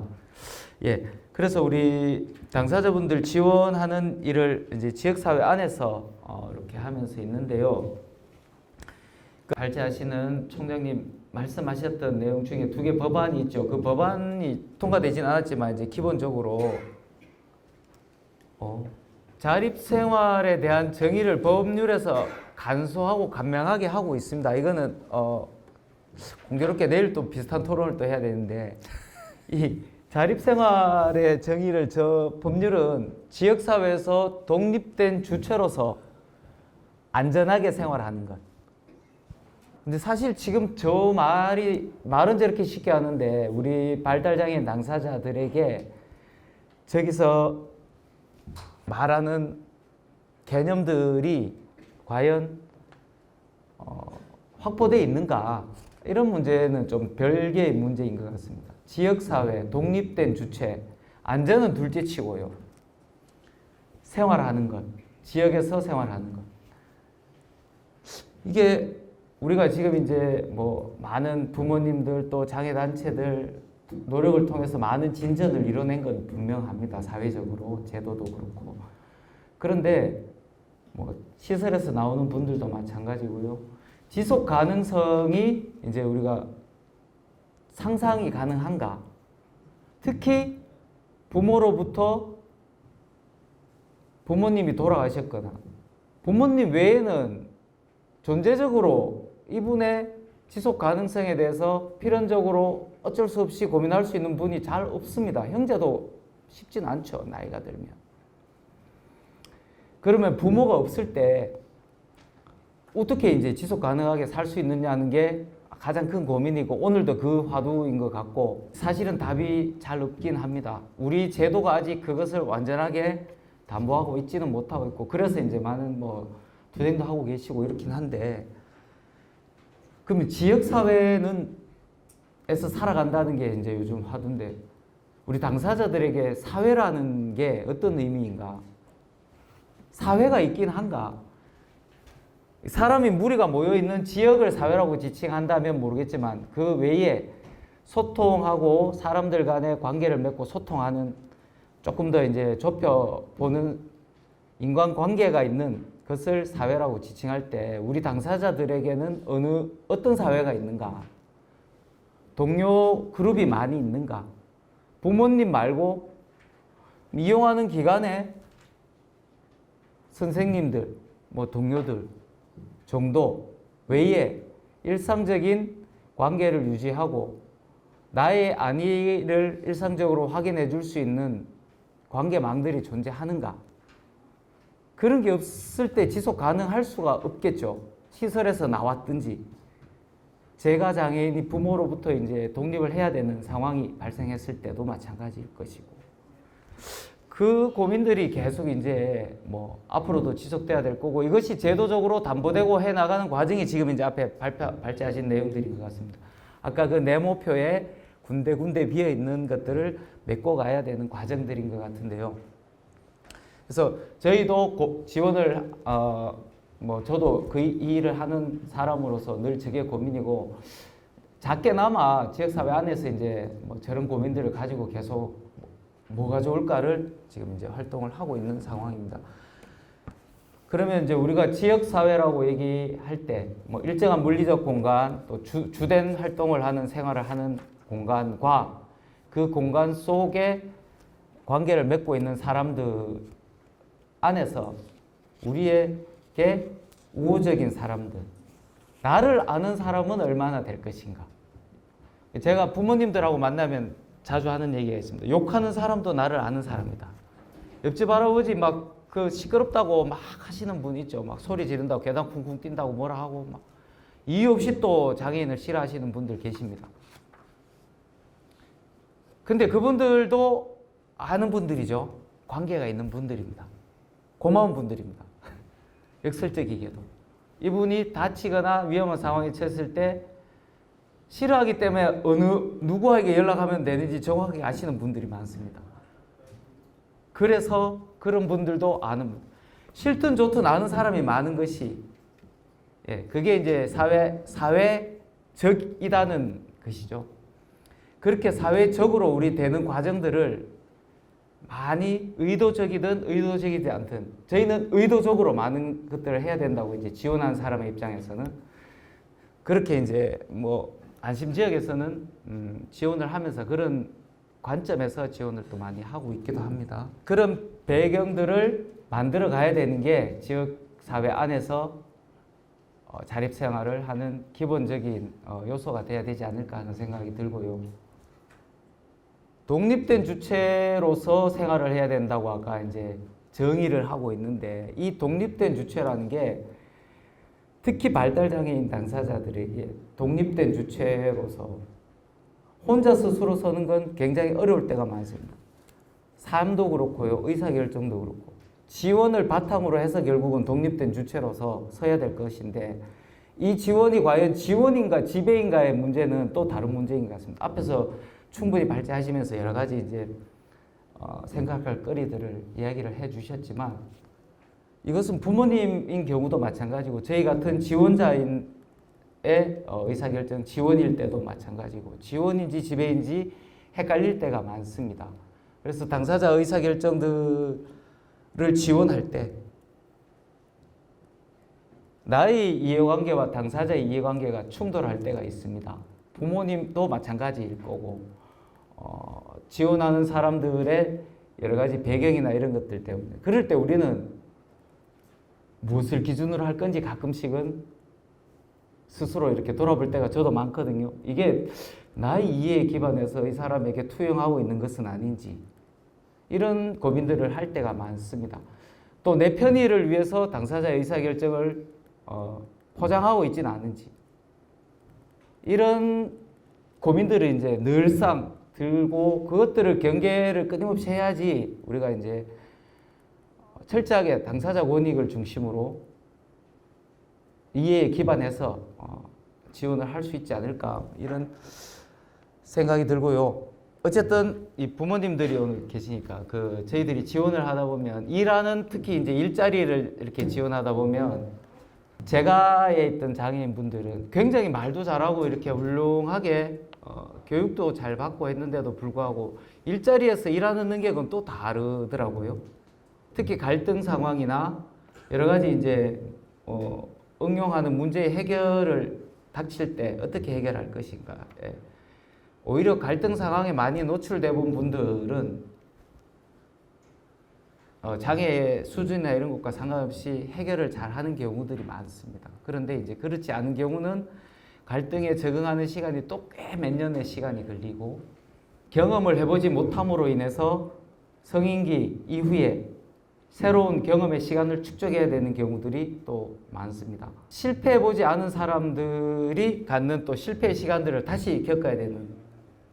그래서 이제 위험한 것들이나 그리고 조금의 실패나 좌절들, 갈등에서 노출돼서 상호 이제 자극을 통해서 익숙해져야 되는 것들에서 너무 배제돼 있고 실패하거나 겪어야 될 경험을 단절당하는 경우들이 꽤 있습니다. 그럴 때 이제 부모님들과 분리되어서 있을 때 지원을 해보면 이제 굉장히 훌륭한 환경에서 있었는데 왜 이게 좀 어렵지? 이런 특히 재가장애인들하고 이제 우리 성인기 청년들하고 같이 있다 보면 그런 부분들은 오히려 이제 특히 제가 있는 경우는 조금 더 지원을 신경 써서 실패할 수 있는 경험들을 좀 많이 해주시면 나중에 그 홀로 설 때 훨씬 더 좋은 디딤도 좋은 이 위치에서 자기 스스로 할 수 있는 것들이 많지 않을까 싶고요.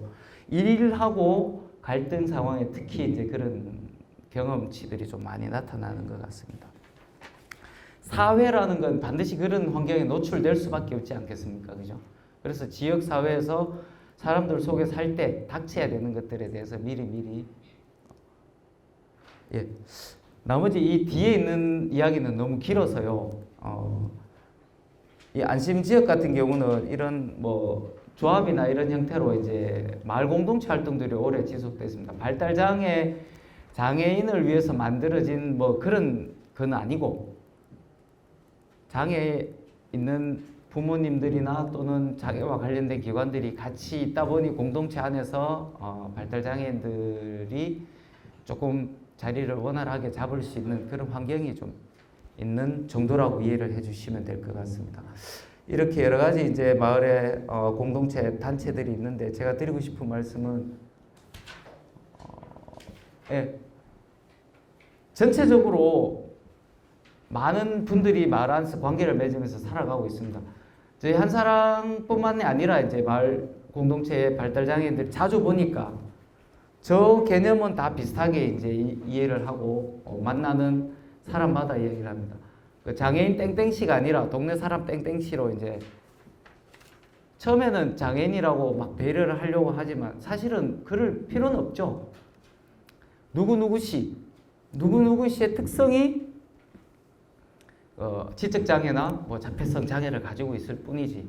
그렇게 동네 사람 한 사람으로 만나는 데까지 뭐 이렇게 지원을 하는 게 우리의 일이긴 합니다만 여기 일자리가 지금 장애인 일자리 사업에 참여하는 분들 빼고 한 16명 정도가 이제 지역사회 안에서 정규직으로 채용돼서 일을 하고 있습니다.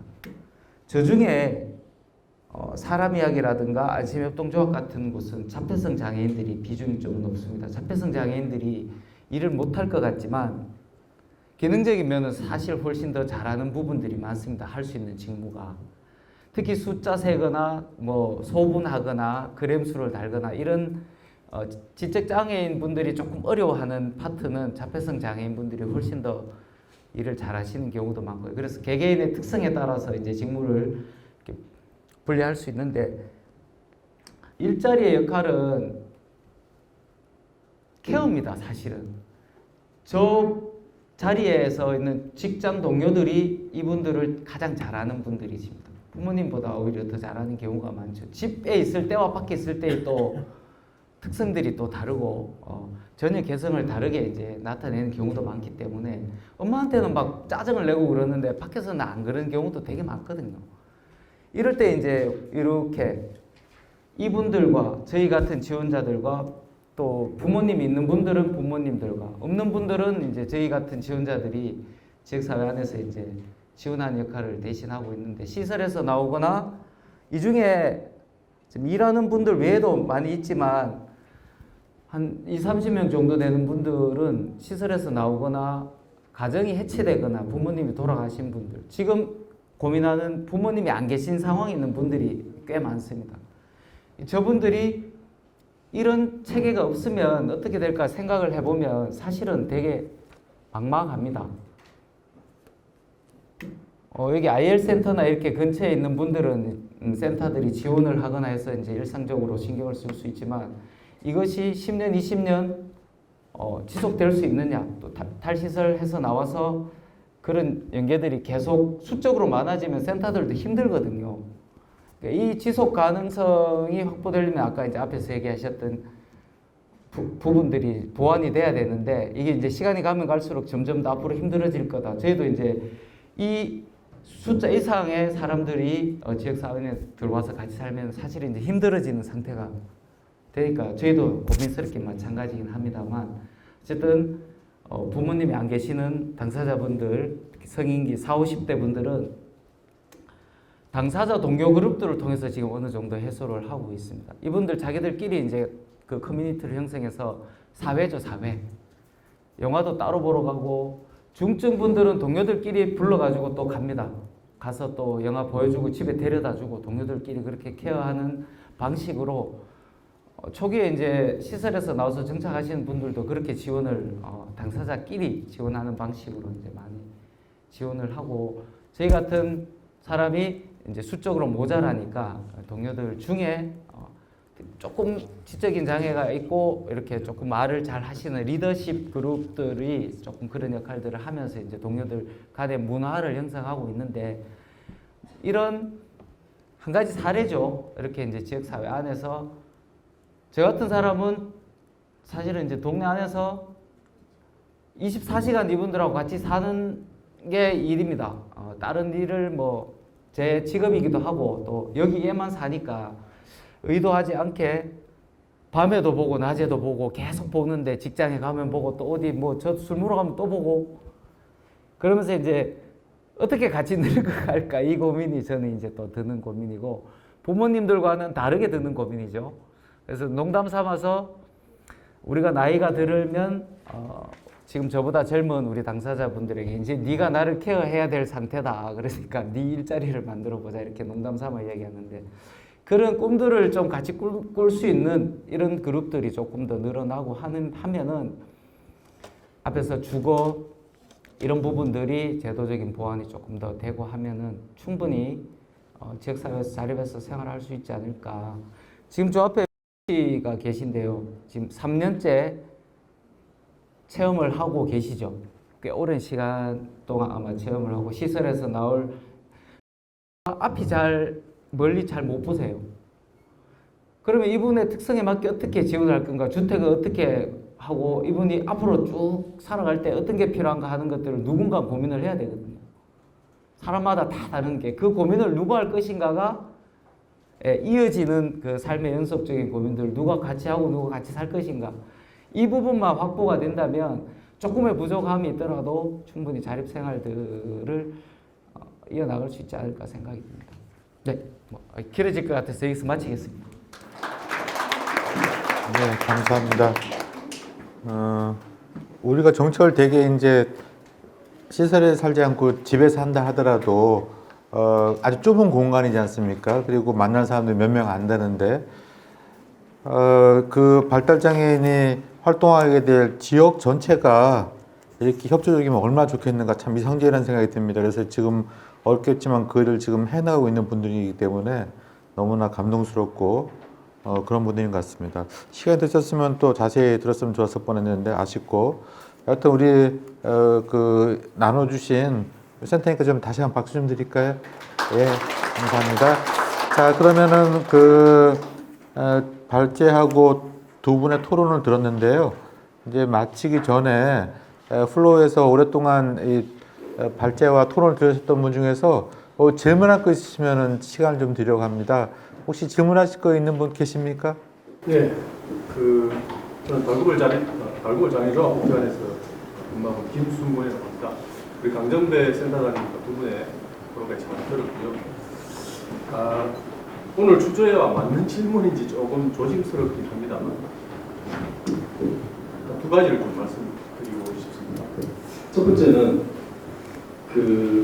우리가 장애인 운동과 관련해서 장애인 자립생활 운동과 개인적으로 저는 노인분들의 자립생활 운동에 대한인데 이런 것들을 어떻게 생각하시는지 좀 궁금하고요. 그러니까 이 질문을 드리는 이유는 우리가 발달장애인들이 지금 지역사회에서 고령화에 대한 어떤 것들을 가지고 있는데 고령의 우리 장애인 저는 장이 어르신이나 이런 분들이 예를 들면 요양원으로 들어가시는 분들이 대부분이신데 그러니까 요양원의 시설인가 지역사회인가 이런 부분들도 있지 않습니까? 그래서 개인적으로 저는 우리가 장애인 자립생활 운동 또 발달장애인 관련된 이런 것들을 고를 때 노인의 자립생활 운동과 우리가 같이 대할 수 있는 것들에 대한 어떤 정책적인 고민 이런 것들은 우리 강정배 센터장님께서 한번 말씀해 주시면 좋겠다 싶고요. 두 번째로 이번에 이제 통합돌봄, 긴급돌봄 같은 신규 사업들이 생겼는데요.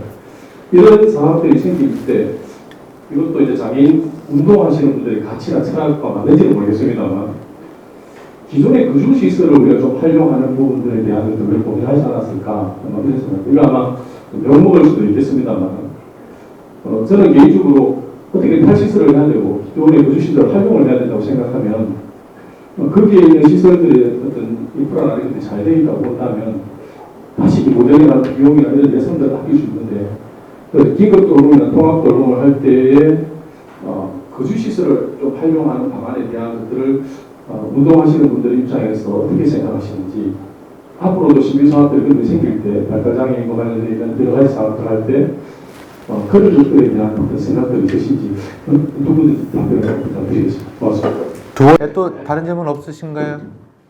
자, 없으시면은요 우리 김승곤 국장님이 하신 거에 대해서 하창구 센터님이 팀장님이 말씀하시고 그 다음에 강정배 센터장님이 김승곤 국장님에 대한 답도 하시고 또 우리 두 분 토론에 대해서도 정리하는 말 이런 식으로 진행하겠습니다. 자, 그럼 하 팀장님부터 말씀 주실까요? 예. 시설이 자립을 기반하는 어떤 그런 시설로 활용할 수 있지 않을까에 대한 그런 이야기이신 거죠. 예. 지금 이제 최근에 또 과거 진실위원회 하회위원회에서 그 국가 배상에 대한 문제가 또 행정복지원 사태와 또 대구인 희망원 사태가 또 계속 일어나고 있는 상황이죠.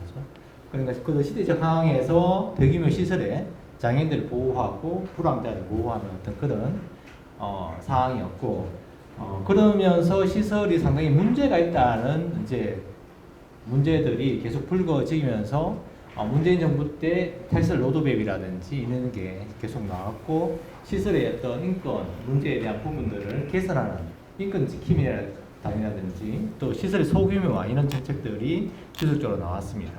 하지만 그 지속적으로 인간의 기본적인 욕망이라는 것은 나의 자유로운 선택 그런 것들이 가장 중요하고 장애 당사자들이 시설에 갔을 때에 본인의 선택으로 갔느냐 그렇지 않다. 그래서 대부분의 연구자의 어떤 그런 그 이제 압력에 의해서 나가신 부분들이고 장애인 거주시설에 계시는 분들이 거기 주거한 어떤 연도가 거의 한 30년이 되어 온 상황입니다. 그래서 장애인 거주시설도 자립 지원을 하는 목적으로 수립되는 게 장애인 거주시설이다. 하지만 저희 통합지원센터에서 이번에 자립욕구 조사를 했을 때에 장애인 거주시설이 대부분 다 이제 산중턱에 다 있습니다. 있어서 지역사회라고 볼 수 없는 물리적 환경에 놓여 있는 게 현실입니다. 지역사회라 하면 내가 마트에 왔다 갔다 하고 뭔가를 지역사회와 교류할 수 있는 상황이 돼야 되는데 대부분 다 지역사회가 동떨어진 사회 중턱에 있어서 그런 자립을 사업을 하기 위한 부적절한 어떤 그런 지역에 놓여 있습니다.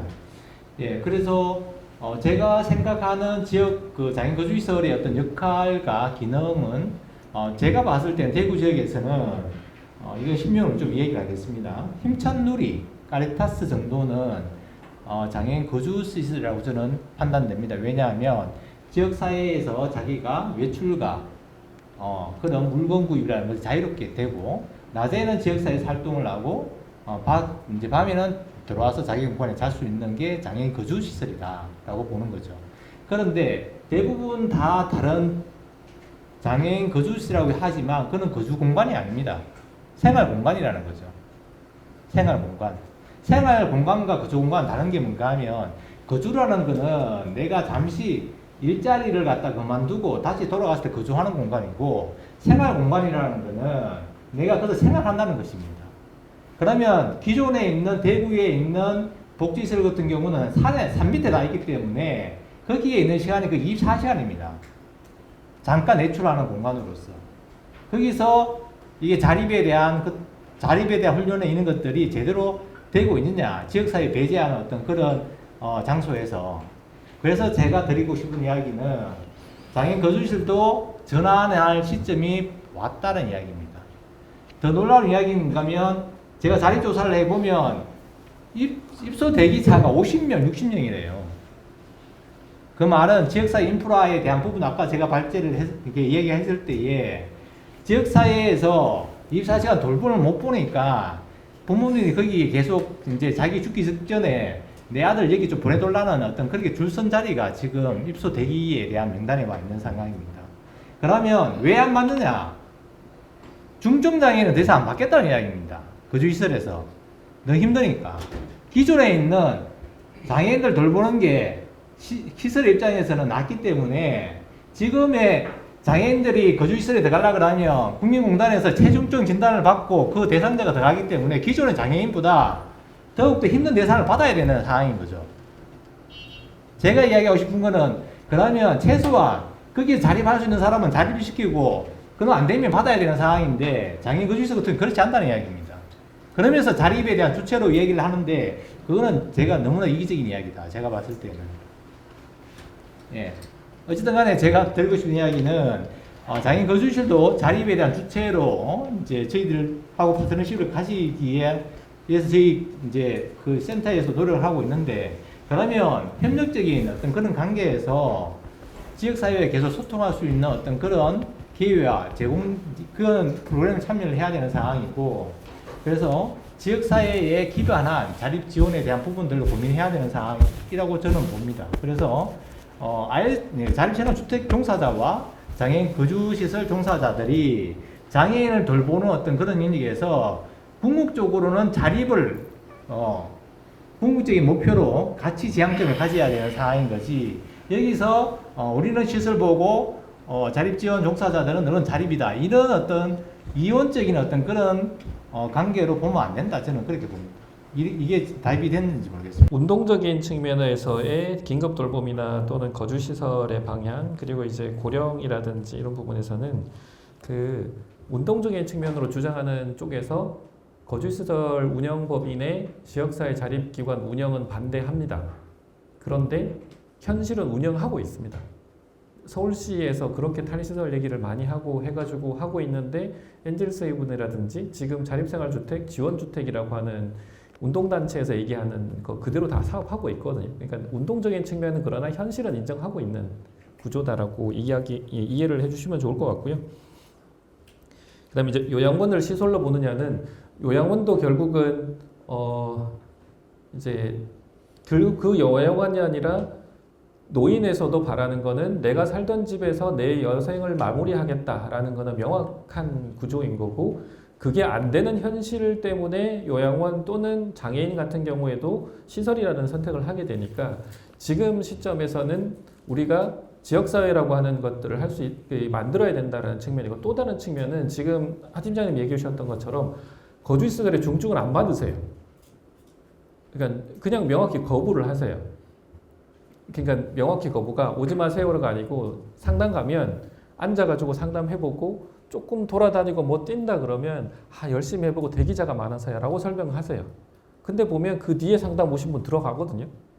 이게 현재의 현실이기 때문에 그것 때문에 거주시설도 가기 어려우신 분들도 있기 때문에 최중증 통합돌봄이라는 사업으로 거기서도 튕겨나오시는 분들 그래서 이제 부모가 자녀를 살해하고 본인이 자살하는 건이 이제 이런 건들이 워낙 많다 보니 그걸 하고 있다라고 봐주시면 되지 않을까 싶습니다. 그래서 운동적인 측면에서는 그렇게 주장을 하고 있으나 현실은 그렇지 않고 실제 그 현실을 그러면 운동적인 측면에서 가서 엔젤세이븐을 가가지고 두드려 패고 하느냐 그러진 않아요. 그거는 현실로 인정한다라고 가는 거기 때문에 그 측면을 이해해 주시면 좋을 것 같고 그리고 그 두 분 토론해 주신 내용 중에서 유사한 내용인데 하루라도 더 살기를 원한다라고 얘기하시는 것 같고 그 다음에 또 다른 방식의 이제 부산 북구에서 체험주택을 이용하시는 분이 있는데 부산 북구에서 주거생활 서비스라는 명칭을 출발을 시켰거든요. 출발시켰는데 거기서 어떤 사항이 발생했냐면 체험주택에 들어가기 위해서 대기자가 한 10명 정도 있으세요. 2명밖에 이용을 못 하시는데 뒤에 10명 정도 있으세요. 근데 이분들이 2명이 오시면서 나머지 분들하고 친구 관계를 막 형성하셔가지고 그 집에 계속 살겠다고 계속 주장을 하고 계세요. 근데 부모님은 계속 안 된다고 하고 계시고, 이 당사자는 여기서 살면서 친구들하고 얘기하고 되게 좋으신 거예요. 근데 부모님은 안 된다, 못 내보내겠다라고 하고 계셔요. 그 두 분이 계속 싸우시다가 한 세 분인가 네 분이 그렇게 계속 싸우시는데 이용하고 계셨으니까 한 분은 어머니가 지셨어요. 지금 누가 지느냐 문제가 된 거예요. 그러니까 생활을 할 수 있다. 최소 위험에 대한 부분처럼 엄청난 위험이 아니라면 경험을 주고 그 경험을 통해서 성장을 해가야 되는데, 다 지금 부모의 세대도 비슷하시잖아요. 아이 처음 나와서 내가 엄마가 체험돼봤기 때문에 몰라서 계속 키운 거고, 그거 경험해가면서 지금에 왔으니 그 자녀도 그걸 경험하는 것들을 해봐야지 본인의 걸로 되는 상황이니까. 근데 이게 아까 말씀드렸던 걱정을 해결할 수 있느냐 없느냐에 대한 문제라고 봅니다. 그 걱정이라는 게 결국 모든 게 안전해야 된다라고 생각을 하신다면 집 밖으로 나가면 안 되는 거죠. 그게 아니어야 된다는 것도 명확한 거고, 그리고 하루를 더 살겠다라고 얘기를 하셨는데 부산 북구가 그 상황이 발생한 거예요. 부산 북구도 장애인 부모단체가 하고 있는데, 직업을 좀 가지고 생활이 가능하신 분들은 가족이 못 내보내겠다고 하세요. 이제 자녀의 도움을 받고 살고 계신 거예요. 거꾸로 부모가 고령화 되다 보니까 자녀가 활동하시고 일하도 갔다 오니까 그냥 같이 사는 게 좋다고 그러시는 거예요. 그러시면 그냥 사셔도 돼요. 근데 이제 고령으로 인해서 어느 정도 힘들어지실 때쯤부터 그때부터 준비를 하시면 된다고 생각을 합니다. 이게 잘못됐다고 생각하는 건 아니고, 그런데 그 내용이 걱정으로 인해서 모든 거를 차단하고 있지는 않은가 정도만은 꼭 그 검토를 해보셔야 된다라는 생각이고요. 그리고 제도를 모르는 부모님 진짜 많습니다. 제가 우리 집 주간활동센터를 하면서도 이제 어떻게든 찾아가지고 연결이 되면 무조건 다 연결시켜요. 주간활동 처음으로 이제 그냥 상담 전화 오면 동사무소에 가서 주간활동 신청하는 것도 모르시고, 활동 지원을 언제 하는지도 모르시고, 그다음에 나들이콜이라든지 그 특장차 하는 것도 모르셔가지고 와서 설명을 드린데도 모르세요. 그래서 요즘은 어떻게 하냐면 전화번호를 받아서 문자를 어떻게 신청해야 되는지를 다 적어드려요. 그래서 문자를 보내드리면 어떻게 하냐면 이분이 이걸 가서 동사무소에서 설명하지 않으세요. 그래서 그냥 설명드린 건 요 문자 왔으니까 요 문자 그대로 동사무소한테 직원한테 전달하세요. 그리고 동사무소한테 직원 전달하시고, 그 주민센터의 직원분도 말이 조금 어려우실 수 있으니 그러면 제가 대신, 그러니까는 어머니가 얘기해야 될 거를 제가 대신 전달하는 거에 대해서 동의하니까 저한테 전화를 넘겨주세요라고 설명을 드려요. 그러면 주민센터 분하고 저하고 통화를 해요. 그래서 막 하고 이분이 어떻고 저렇고 막 하고 설명드리고, 그럼 어머니가 이거 동의하시는지만 직접 확인해 주시면 됩니다라고 해갖고 주민센터의 분이 어머니하고 동의하냐고, 아파가지고 저하고 전화 통화 다 하고 이건데 동의하시냐고 그러면 다시 저하고 얘기해가지고 동의한다고 하시면 될 것 같습니다라고 해서 동의해서 신청하시는 거예요. 그러니까 이게 모르시는 분뿐만 아니라 여러 가지 경험해보지 않은 문제들. 근데 원래 이거는 이런 그 개별센터들이 해야 될 일은 아니고 발달장애 지원센터가 해야 될 일이긴 한데, 지금 이제 그게 잘 안 되다 보니 좀 이제 한계인 점이고, 이렇게 찾아가지고 지금 센터에서 저희가 지원하는 센터 이용하시는 분의 반이 이러세요. 구청 사례관리 넘어갔는데 구청 사례관리에서 안 되겠다 그래가지고 손 놓겠다 그래가지고 급하게 막 연결시켜서 구청 사례관리가 손을 놓는 조건이 센터를 이용하는 조건으로 손을 놓으신 거예요. 그래서 이제 얘기를 했죠. 아니 우리 개별센터인데 사례관리 손 놓으면 어떡하냐고 그랬더니 원래 제도가 그렇대요. 그래서 원래 제도가 그러면 네 그럼 또 바꿔야지라고 생각하고 움직이고 있는데, 그런 모르는 분들이 워낙 많다라는 거고, 그 다음에 좀 전에 있었던 것처럼 60세 영상에서 보셨던 것처럼 60세나 65세 서비스가 중단되는 경우가 있는데, 일자리는 그렇긴 한데 주간활동은 현재 활동 지원도 그렇고 65세까지가 이용인데, 요거는 정확하게 확실히 풀린 건 아니고 풀리고 있는 중입니다. 활동 지원도 65세 이상 넘었을 경우에 이용이 종료된 거에서 소송을 걸어서 이제 소송을 승소했고, 며칠 전에 며칠 전 지난주에 이제 주간활동 이용자가 65세 넘었을 경우 이용 못하는 게 최종으로 그 법원 판결이 났어요. 1심에서 승소하고 다시 항고해가지고 2심에서도 65세 이상도 주간활동을 이용할 수 있을 텐데 이제 연령 제한은 없는 거예요. 근데 당장 지금 시점에 지침에는 현재 65세가 있어요. 그래서 이제 이것도 복지부하고 얘기를 해가지고 예산 확보 그거를 이제 예산 6월에 정부가 낸 거는 이제 8월이다 보니까 그 사이에는 이 소송이 결론나지 않은 상태에서 했었기 때문에 65세 예산이 내년은 없어요. 그렇긴 한데 이제 받기로 결정은 났고 그래서 이제 이 연령에 대한은 이제 조금 없어졌다. 그러니까 모든 제도에서 연령 제한을 하지 않은 방식으로 하고 있다라는 것들이 가장 큰 그 차이다라고 보면 될 것 같고요. 하나하나씩 풀어나가는 과정이다라는 거 그리고 풀어나가는 과정에 많은 분들이 이게 현장에서도 제가 대구에서 주 생활을 하고 있지만 대구시가 제일 어렵습니다. 그러니까 이게 제도 하나 신청을 하기에도 부산시는 2주 전에 부산시 가서 설득을 해서 이게 사업 신청을 받는 거로 결정했어요. 사업식 어떻게 받기로 했냐면 공식적으로 서류는 안 받고 그냥 현황 파악까지는 하겠다라고 해가지고 구글 폼에다가 온라인으로 그럼 입력해 달라는 거 여기까지 하자라고 합의 보고 했어요. 대구는 아직 합의를 못 봤어요. 합의를 못 본 게 아니라 구멍이 안 뚫리더라고요. 네, 여기까지. 그러니까 전체적으로는 다 같이 해야 되는 거고 지금 발달장애 관련 분야도 많은 의견을 내주시고 얘기를 해주시면 좋겠다라는 말로 마무리를 하겠습니다. 감사합니다. 맞습니다. 지금까지 그 장애인 거주 시설이 장애인에게 의식주 기초적인 생활을 제공했던 건 사실입니다. 사실이고 그 역할을 무시할 수가 없는데 이제 그러다 보니 여러 가지 이제 문제점이 드러나잖아요. 그렇죠? 그러다 보니까 그냥 탈세라 얘기가 나왔는데 그래서 탈세라가 됐는데 그래서 집으로 돌아왔더니 그 부모님이 노쇠하다 보니 다시 시설로 돌아가려는 그런 움직임도 없지 않아 있다 보니까 아까 우리 하 팀장님 말씀하신 그런 케이스가 되겠습니다. 자, 이제 그래서 그렇다고 해서 다시 과거로 회귀할 수는 없으니까 주거생활 서비스라든지 그런 서비스를 지금 궁리하고 있는 거 아니겠어요, 그렇죠? 근데 이제 서비스가 다양하냐면 다양하지는 않고 또 서비스가 충분하냐면 그것도 아니고 그래서 제가 오늘 여기 오기 전에 오전에 이제 그 대구시가 탈시설 자립지원 시범 사업을 지금 하고 있기 때문에 바로 그 회의를 하고 왔거든요. 제가 또 위원장이고 했는데 그래서 주거 유지 서비스를 지금 이제 여장현에서 4명을 하려고 하는데 대상자 4명이에요. 4명인데 이제 이슈가 됐던 건 뭐냐면은 이게 장애인 4명당 전담 인력이 1명 배치되도록 되어 있는데 이게 조금 좀 비현실적이지 않는가. 그래서 서울은 지금 2대1로 하려고 한다고 해서 그것도 이슈가 됐었던 적이 있어요. 그러니까 조금 더 제도가 정교화될 필요는 있지만 어쨌든 크게 봐서 방향은 바르게 가고 있지 않은가라는 생각이 듭니다. 그래서 많이 다양하지도 못하고 또 충분하지도 못하지만 그래도 서서히 움직이고 있지 않은가 생각이 듭니다.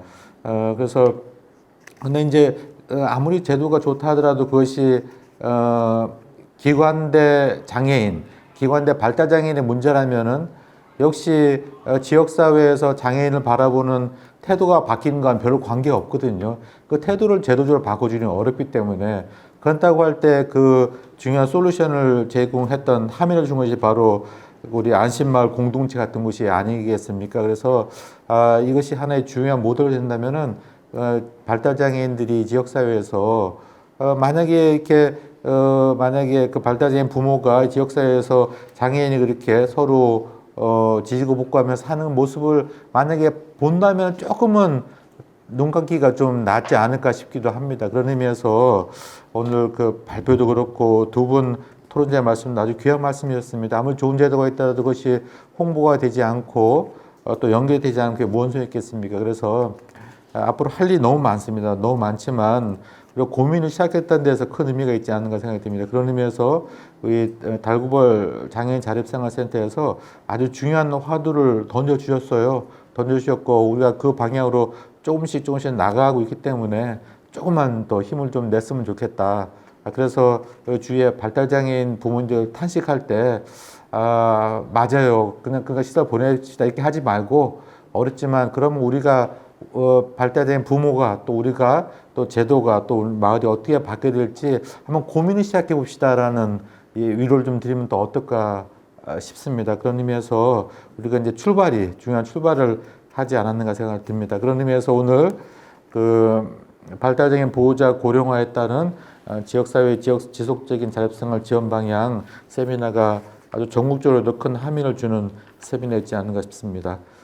우리 발표해 주신 강정면 센터장님, 귀한 토론해 주신 하창수 팀장님, 박인규 선생님께 감사드리고 무엇보다도 이 행사를 주최해 주신 달구벌 장애인 자립생활센터에 감사드리면서 날씨가 이제 슬 추워지기 시작합니다. 오랜 시간 이 귀한 토론회를 지켜주신 풀로 계신 청중분에게 너무나 감사하고 돌아가신 발걸음도 조심해 가시길 바라겠습니다. 그럼 오늘 자립생활 세미나에 대단한 막을 내도록 하겠습니다. 고생들 많으셨습니다.